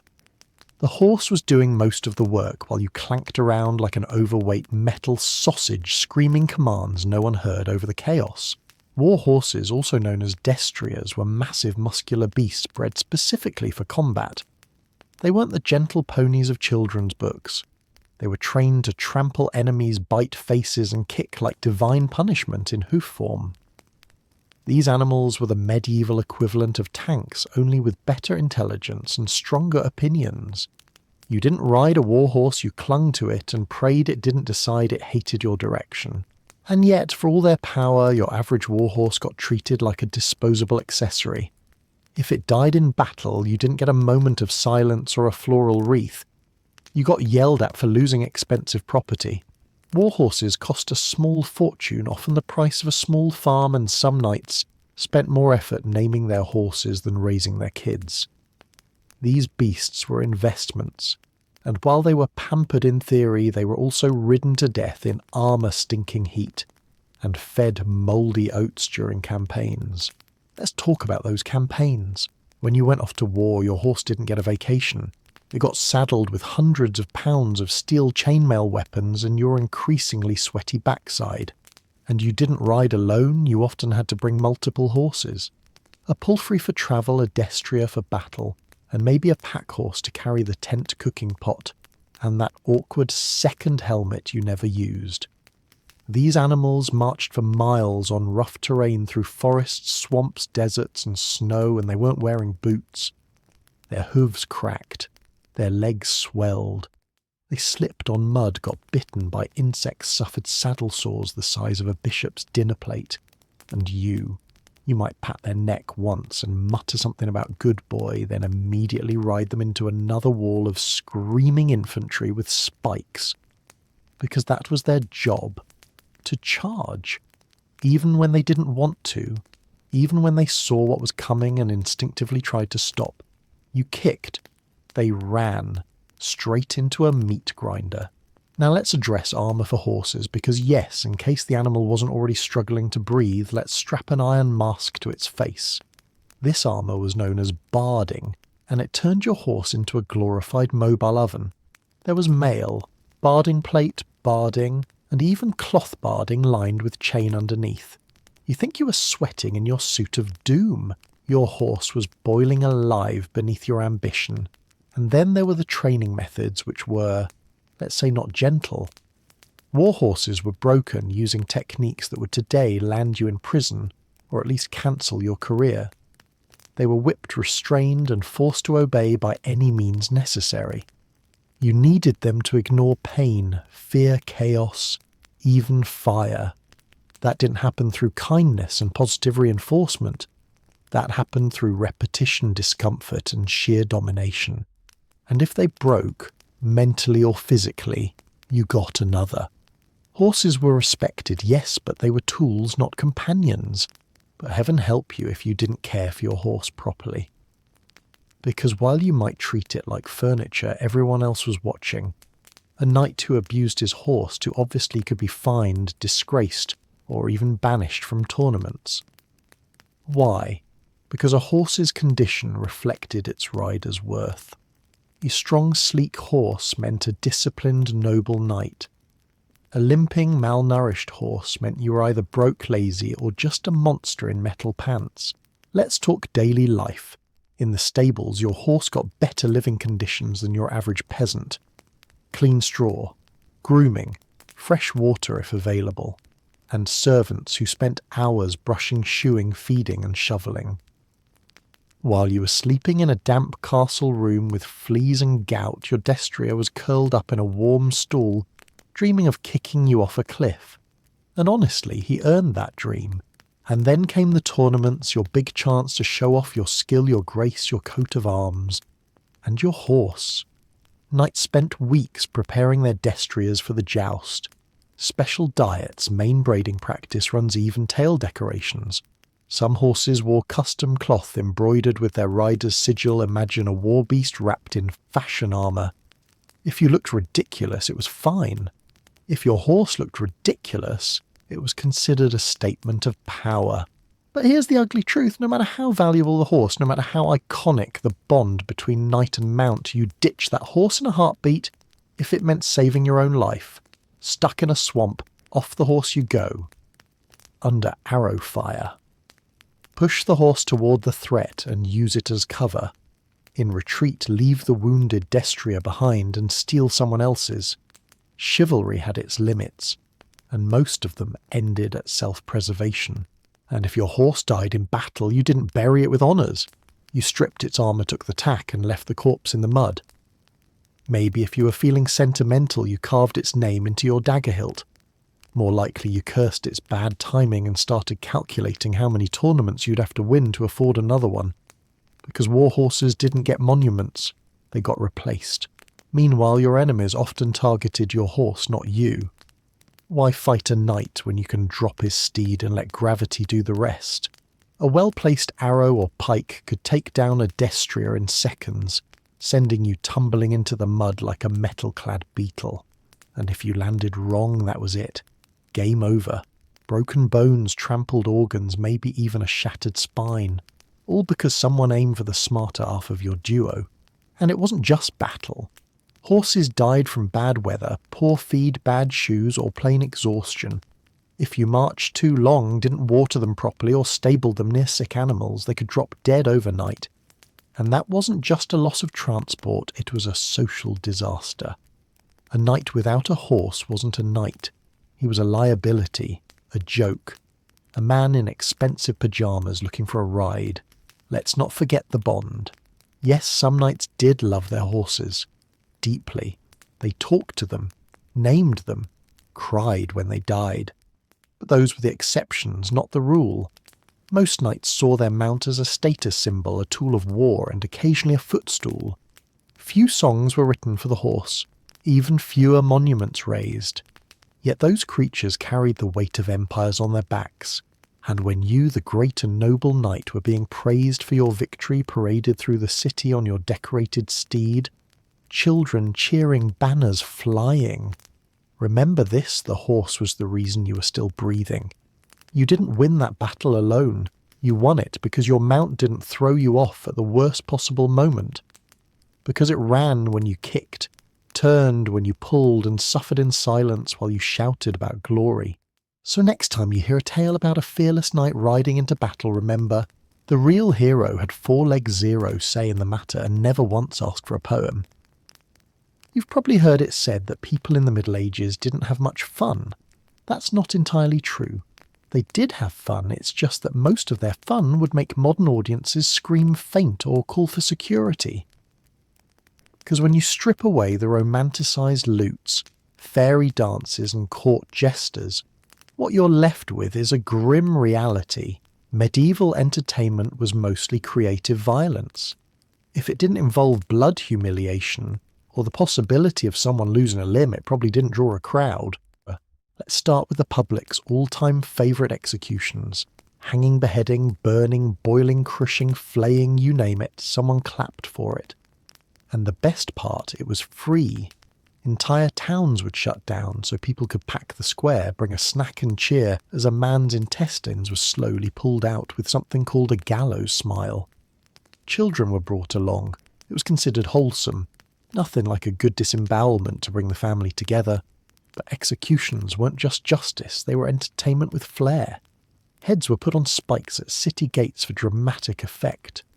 Sometimes a condemned man would be forced to dig his own grave before being shoved into it. Others were paraded around town in cages for days, starved, beaten and mocked before the main event. If the crowd wasn't entertained enough well, they just extended the process. After all, why settle for a quick death when you could stretch it into a theatrical experience? And when there were no criminals to punish publicly, no problem. The local nobility invented tournaments which were supposed to be noble sport, but were often just sanctioned brawls with shiny outfits. Jousting. That was just 2 armoured men on giant horses trying to shatter each other's ribs with wooden spears, and the crowd loved it, especially if someone flew off the saddle and hit the ground like a sack of potatoes. Bonus points if teeth were involved, swordplay contests, fewer rules than you'd think. Yes, you were supposed to pull your blows. But when drunk nobles bet on the winner, suddenly the sport turned into a street fight with choreography. Men walked away with broken jaws, dislocated shoulders, and concussions that were seen as badges of honour. If you died, well, you died nobly. The crowd would drink to your memory and then laugh at the next guy who tripped over his own scabbard. Let's talk about bear baiting, an actual pastime. A chained bear would be set upon by dogs, not wild dogs, trained ones. People watched as the bear mauled, bit, swatted, and sometimes disemboweled its attackers, all while children laughed and vendors sold pastries. And if the bear got boring, throw in a blindfold, or light something on fire, or both.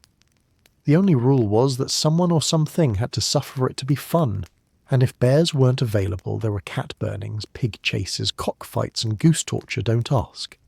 It seems like medieval folks looked at the entire animal kingdom and thought, what if we made this as horrifying as possible? Even dancing bears were a thing, bears forced to stand upright on hot plates while musicians played, and the crowd pretended it was adorable. Spoiler, it wasn't. But when you're living in a time without books, plumbing, or social media, you get your kicks where you can. And it wasn't just animals. People were tortured for fun too. Stocks in the town square let you watch your neighbour stew in humiliation while being pelted with rotten vegetables. Sometimes worse. Whippings were public. branding was public. Confession under duress, also public. And if you were accused of sorcery or adultery or even looking weird at the wrong person, get ready to be tied to a stool and dunked into a freezing river until your lungs turned to soup. They called it justice. We'd call it a horror movie with snacks, but perhaps nothing screams medieval fun like the feast, which on the surface seems innocent enough. Food, music, dancing, until you realise that the entertainment usually included dwarfs being mocked, jesters being humiliated, and sometimes a live animal sewn inside a pie for a dramatic effect. That's not a metaphor. They literally baked birds or frogs into crusts, then opened it, so the creatures could leap out, surprising everyone and spreading feathers, panic and questionable bacteria. Jesters were expected to perform at these events, to tell jokes, juggle knives, insult nobles, and if they failed to amuse, get beaten or thrown out a window. Their job wasn't just to be funny, it was to walk the line between laughter and execution. One poorly timed punchline about the Duke's bald spot, and suddenly you were the next addition to the torture chamber's weekly tour. Laugh carefully. And let's not forget religious festivals, which could be just as terrifying. Flagellant processions involved self-whipping public bloodletting and chanting mobs parading through towns with grim intensity. People loved it. Not because it was beautiful, but because it was dramatic, cathartic, and often included opportunities to throw rocks at suspected sinners. Public penance was the original reality TV, only instead of voting people off the island, you just screamed at them until they cried. Even weddings weren't safe. Medieval nuptials were booze-fueled carnivals where fights broke out regularly. Servants were ridiculed and someone always passed out in the soup. If you were lucky, no one died. If you were unlucky, a rival family showed up, challenged the groom to a duel, and someone got stabbed near the cheese platter. And the guests cheered. Because at the end of the day, even sacred vows were more fun when blood was involved. Music. Sure, it existed. Troubadours sang ballads. Minstrels plucked lutes. But most people paid more attention to who was cheating on whom across the table, or whether the dancing bear had made another mess. Sophisticated appreciation for the arts was rare. What got attention was drama, conflict, pain, and the potential for someone's wig to catch on fire. That was entertainment. You might wonder, why was medieval fun so gruesome? The answer's simple. Life was pain, so entertainment had to be worse. When you live with the constant threat of famine, plague, war, and random lordly tantrums, watching someone else suffer for a change was the closest thing to joy. It was about survival through schadenfreude, about reminding yourself that today at least you weren't the one being roasted alive for stealing bread. And for knights, this culture of cruelty wasn't just tolerated, it was expected. You were supposed to laugh at executions, attend violent games, and applaud mock battles that sometimes ended with real corpses. To show sympathy was weakness. To be disturbed was suspicious. If you flinched at torture, maybe you weren't tough enough. If you wept for the bear, maybe you weren't loyal to the crown. So you learned to watch with a blank face, or better clap along. Because in the end, medieval entertainment wasn't about escape or expression. It was about reminding everyone that the world was a stage, and someone had to bleed to make it interesting. If you thought your landlord was bad, try living in a world where your landlord also controlled heaven-hell, your marriage, your crops, your sex life, your last will, and how often you could eat bacon. Welcome to the medieval church, a divine real estate empire with a flair for guilt. Because in the Middle Ages, God didn't just watch from above. He collected rent, and the Pope was his favourite property manager. Let's get one thing straight, being religious in medieval Europe wasn't a spiritual option. It was mandatory fine print in the contract of existence. Everyone was baptised at birth, confessed their sins, paid their tithes, feared purgatory and clung to hope that a priest's mumbling Latin would someday unlock the VIP lounge in heaven. Not because they were all devout, most couldn't even read the Bible, but because not participating meant social suicide, eternal damnation, or a casual public burning depending on the decade. And you know who really capitalised on this, the church. Specifically the Catholic Church, a spiritual monopoly with more land than the king, more money than the nobles, and more secrets than a royal mistress. Want to own land tithe, want to bury your dad, pay up, want to get married, divorce annul, or even kiss your cousin, pay again. Salvation wasn't just earned, it was purchased, leased, and occasionally forged on papal stationery. Let's talk numbers. By the 13th century, the church owned up to 1/3 of all land in Western Europe. Wrap your head around that. 1/3. That's not a church, it's a medieval Amazon warehouse for souls and soil. Monasteries, abbeys, cathedrals, they weren't just places of worship, they were power hubs armed with armies of scribes, taxmen, and monks with surprisingly sharp legal skills.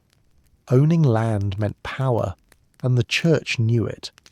So while peasants broke their backs in mud and knights died defending meaningless castles, bishops sat in luxury with imported wine silk robes and gold-plated guilt trips.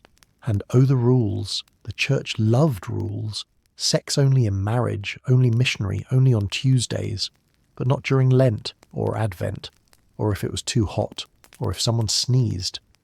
Basically, your private life had more restrictions than a royal prison cell, and breaking them meant confession, or worse, excommunication.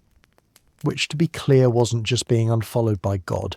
It meant no sacraments, no legal protection, no burial, no bread, and probably no friends. It was the spiritual version of being kicked out of the only shelter in a blizzard. Speaking of sacraments, let's revisit tithing, a cheerful little requirement, where you had to give 10% of everything you earned to the church. Not just money, crops, livestock, wine, your firstborn's good grades, whatever you had, they took a chunk. The church called it giving back to God. Most peasants called it being robbed while smiling. And if you didn't pay, there were church courts. Yes, courts. Entire parallel systems of medieval justice where clergymen judged your soul and your debt. Good luck winning against a man who claimed to speak for the Almighty. Now let's add indulgences to the mix. Picture this. You live a questionable life. Maybe you stole a goat. Maybe you skipped mass. Maybe you thought about your neighbour's wife a little too fondly. Fear not, just buy an indulgence, a literal get-out-of-purgatory-sooner card sold by charming church reps with charisma and empty pockets. The richer you were, the quicker your sins evaporated, and your dead relatives, same deal. Enough coins and grandma might just skip the celestial waiting room. It was heaven's loyalty program and business was booming. And then there was fear. Not the watch your step kind, existential, soul-crushing, apocalyptic terror. Because the church had something no other medieval institution had: hellfire imagery and a marketing team with artistic flair. Demons chewing sinners, rivers of fireworms that never die. This wasn't just religion. This was spiritual horror theatre performed weekly by men in robes with booming voices and paintings so grotesque they'd give Tim Burton nightmares. What's worse, questioning any of this made you a heretic. And being labelled a heretic was a medieval version of "you're dead to me," except with more torches. You didn't just get scolded, you got tortured, exiled, or executed, sometimes all three in that order. The Inquisition didn't just knock. They broke down doors, dug up ancestors, and turned confessions into performance art. And everyone watched. Because nothing brings a village together like a neighbour being burned for reading the wrong pamphlet. But let's not forget the monks and nuns, those who gave up everything to serve God. Noble, yes. Peaceful, sometimes. But not all monasteries were serene havens of contemplation. Many were lavish, corrupt, and politically ambitious. Some monks brewed beer and sold it for profit. Others ran schools, or local black markets.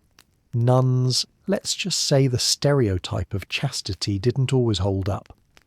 Cloisters had gossip power struggles, and more than a few hidden pregnancies. Vows of silence never quite stopped the rumours. Meanwhile, the average person just wanted to survive sin a little, and maybe not be damned. But the church kept moving the goalposts. Eat fish on Friday. Don't dance on Sunday. Avoid smiling during Lent. And don't forget your relics, a toenail of Saint whoever, a vial of holy water, or a splinter from the true cross, which suspiciously seemed to exist in every town. These weren't just superstitions, they were status symbols, protection charms, and religious currency. The more relics your church had, the more powerful it was, even if half of them were just glorified kindling. And the higher you climbed the church ladder, the more it looked like Game of Thrones with more incense. Bishops battled for territory. Popes played kingmakers. Some clergy owned private armies engaged in espionage and even assassinated rivals. So while peasants prayed and knights died, cardinals schemed from velvet-lined thrones. Religion was holy, but politics paid better. Still credit where it's due, the church did provide structure literacy and occasional charity. It preserved knowledge, built hospitals, and gave people hope. But it also hoarded wealth, punished dissent, and turned spiritual salvation into a cross between a courtroom drama and a real estate scam. You wanted peace. You needed paperwork. You wanted forgiveness. Get in line and bring your wallet. In the end, being a knight didn't just mean obeying the king. It meant bowing to the church, praying before battle, confessing your sins, marching in crusades that made no sense, funding cathedrals you'd never see, kneeling before bishops who'd never lift a sword but could still excommunicate you with a flick of the wrist. So next time you complain about paying a service fee at checkout, remember at least the cashier isn't threatening you with hell. Let's start with a brutal truth. There was no such thing as retirement for a medieval knight. Not unless you count rotting in armour while your horse steps over your corpse as a career break. The modern fantasy of golden years spent sipping wine in a vineyard. Yeah, that didn't exist.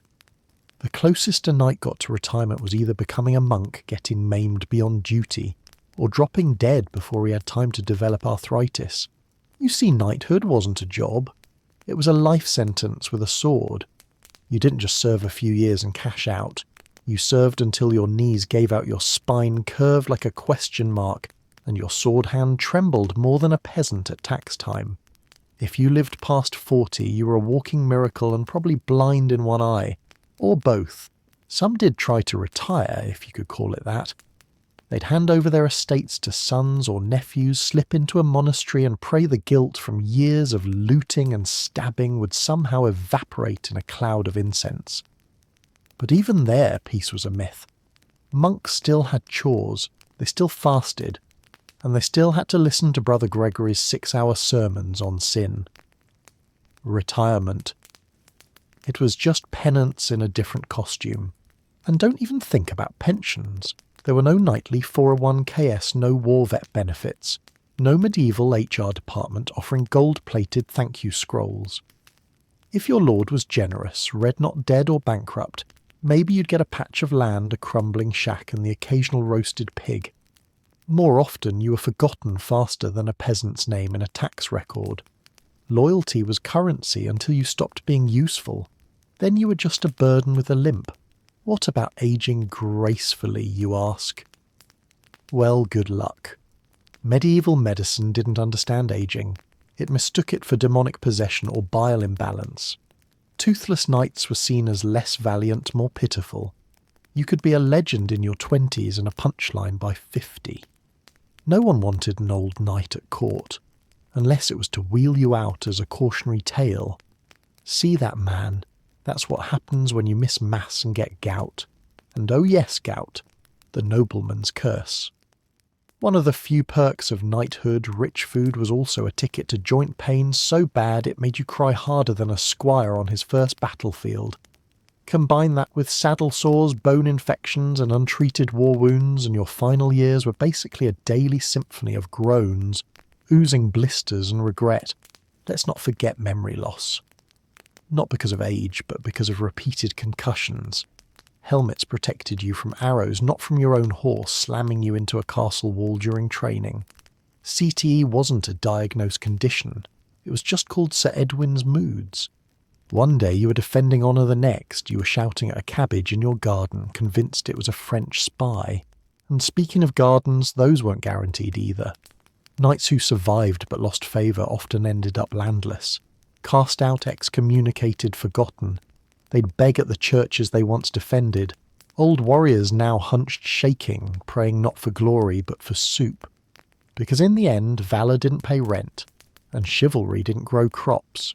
Some were sent to remote outposts, borderlands, old towers, places so cold and damp, the walls grew moss faster than the knights grew mould.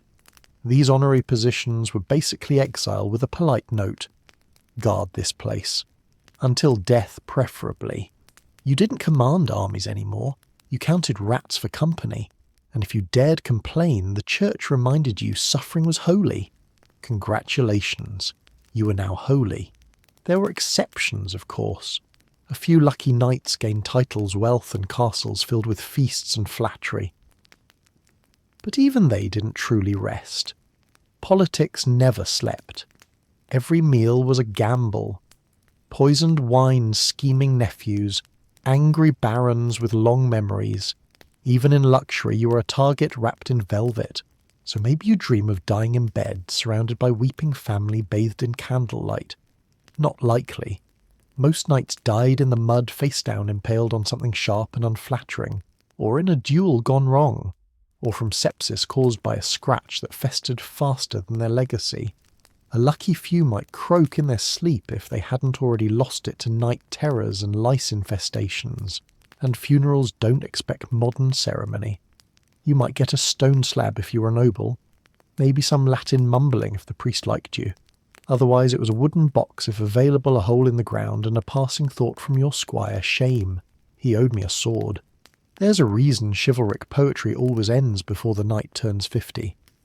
No one wants to hear about Sir Gareth's bowel problems or Sir Lionel's hip dislocations. The bards skipped that part. They left out the soiled undergarments, the infected wounds, the chronic back pain. Knights weren't allowed to age, they just faded out like forgotten armour in a damp hall. And women, let's not pretend they fared better.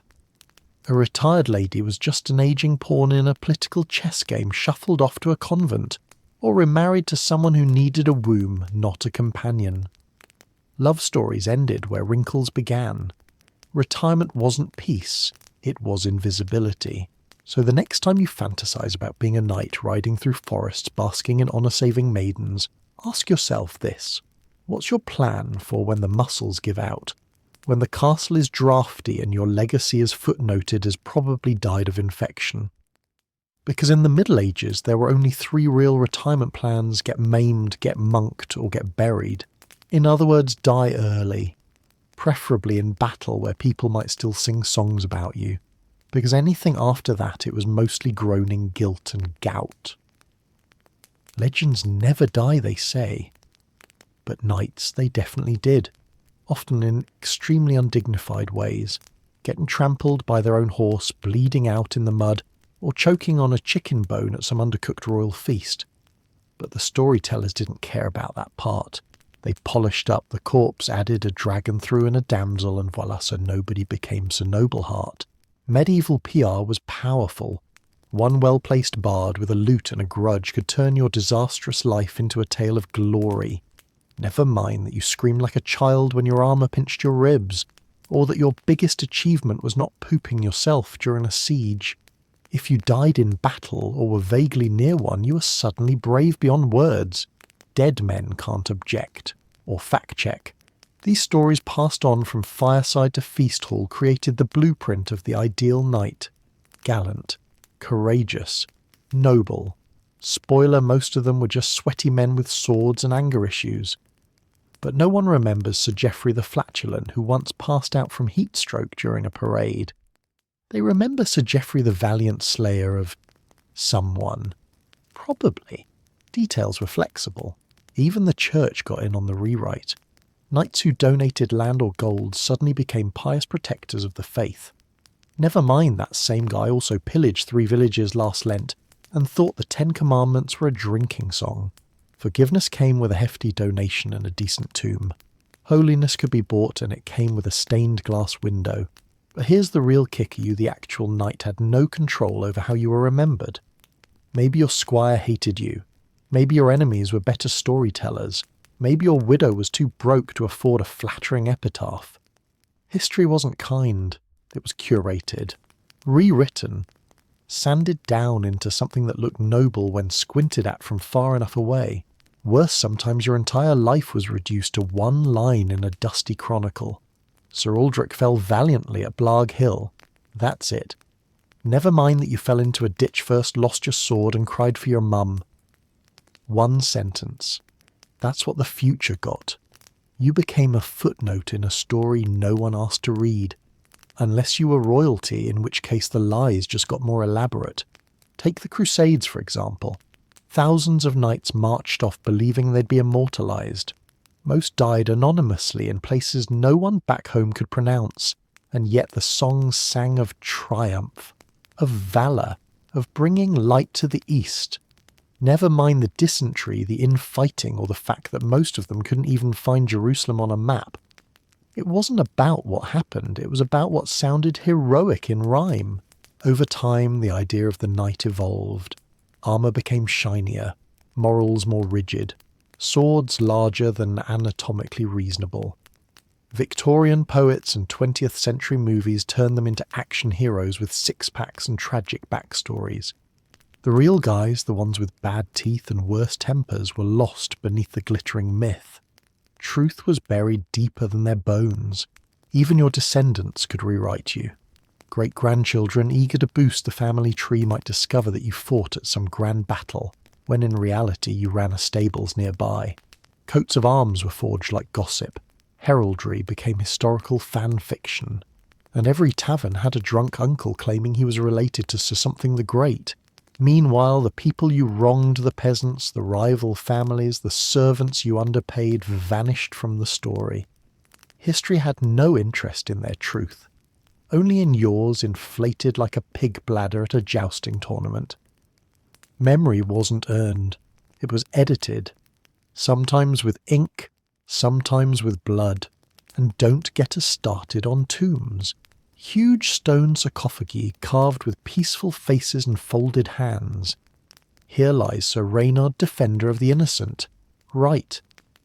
That same Reynard once lit an orphanage by accident while drunk on mead. But hey, stone doesn't blush.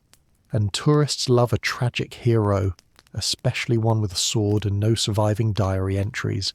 In truth, if you wanted to live forever, you had two options: die young in a big bloody mess that someone important witnessed, or marry someone with enough money to hire a historian, ideally one with bad ethics and good rhyming skills, because otherwise you'd be forgotten faster than a knight's promise at a brothel.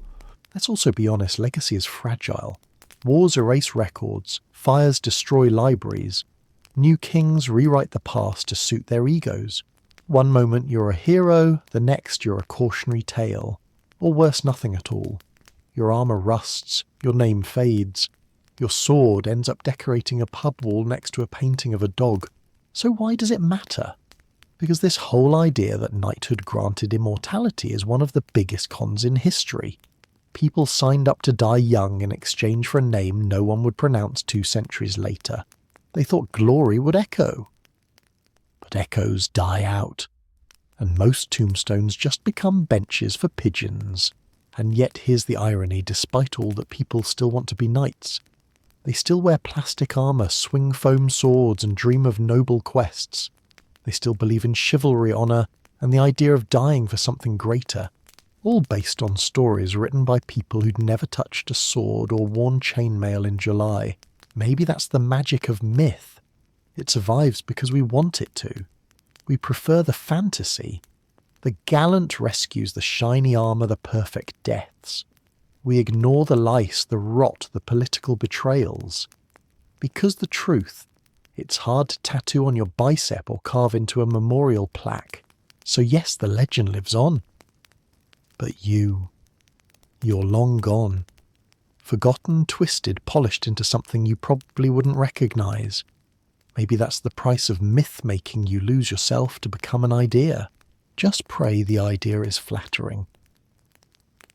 So, after everything we've just dragged you through: swampy armour, mouldy bread, battlefield amputations with no anaesthesia, you still think being a knight sounds cool.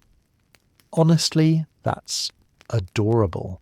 Delusional, but adorable.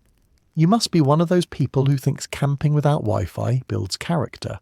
Well, imagine camping with arrows flying at your face, no toilets, and the constant scent of dead horse. That's knighthood in a nutshell. Still romantic. Let's rewind. You started this journey dreaming of castles and glory, right?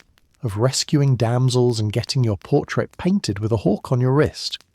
But what you got instead was chronic back pain, 3 diseases no one could name, and a personal vendetta against stairs. You dreamed of battles. You got infected toe blisters and a lecture from your lord about polishing his boots wrong, still dreaming. You wanted honour. That's cute, because honour in practice meant obeying every unhinged command from someone higher up the feudal food chain. Ride into that burning village. Guard the pig pen tonight. Die bravely while I escape. Being honourable usually just meant dying first. And if you survive congrats now, you're broke limping and considered suspiciously cowardly for still breathing. But what about glory? Ah, yes, the shimmering bait. Glory was doled out like candy at a funeral only to the dead. The living were expected to keep fighting, preferably with fewer limbs than before. Your best chance at fame was a scribe with a flair for exaggeration, or a minstrel who owed your uncle money. Otherwise your legacy would be that one guy who smelled like boiled onions and died off screen. Even if you were remembered, odds are your story got sanitized, turned into bedtime tales for nobles' kids. Nobody mentioned how you screamed when your arm got chopped off, or how you cried during thunder, because it reminded you of war drums. Nope. Just Sir Braveheart's slayer of evil. You became a cartoon. Congratulations. Immortality, but make it inaccurate. And the women? Sorry to break it to you, but no, being a knight didn't come with groupies. It came with arranged marriages, political entanglements, and the occasional accusation of heresy. Romance was a luxury. You were more likely to fall in love with your warhorse, and even she had better grooming habits. Try whispering poetry through helmet breath. See how far that gets you. You say you love the aesthetic. The armour, the banners, the shiny swords. Sure, until you realise armour chafes, banners catch fire, and swords are heavy as hell. You'd spend more time adjusting your crotch guard than actually swinging anything. And let's be honest, you'd trip over your own spurs trying to mount a horse you barely trained with. But fine, let's say you make it. You survive the battles, the plagues, the poorly aimed chamber pots. What's your reward? A tiny bit of land, a title nobody respects, and the privilege of paying taxes to 3 different lords who all hate each other. A retirement plan, arthritis, a haunted conscience, and maybe a son who doesn't resent you. That's if the leeches didn't get you first. So yes, bless your delusion. Hold it close. Stroke it lovingly like a rusted longsword. Because if you're still here after 19 parts of sheer medieval misery, you've either got the heart of a fool or the humour of a cynic. Either way, you belong with us among the romantics who laugh at history while secretly yearning for something noble beneath the mud. Just remember this the next time someone says chivalry is dead, smile knowingly. Because if you've learned anything, it's that chivalry wasn't a golden age. It was a cold, brutal, slightly mouldy existence, wrapped in chainmail and bad decisions. And honestly, that's what makes it so fascinating. Now go forth, brave soul. Buy that replica sword, watch that fantasy series, play that RPG, but maybe skip the part where you actually wish you were born in the 1200s. Because spoiler alert, you wouldn't last a day,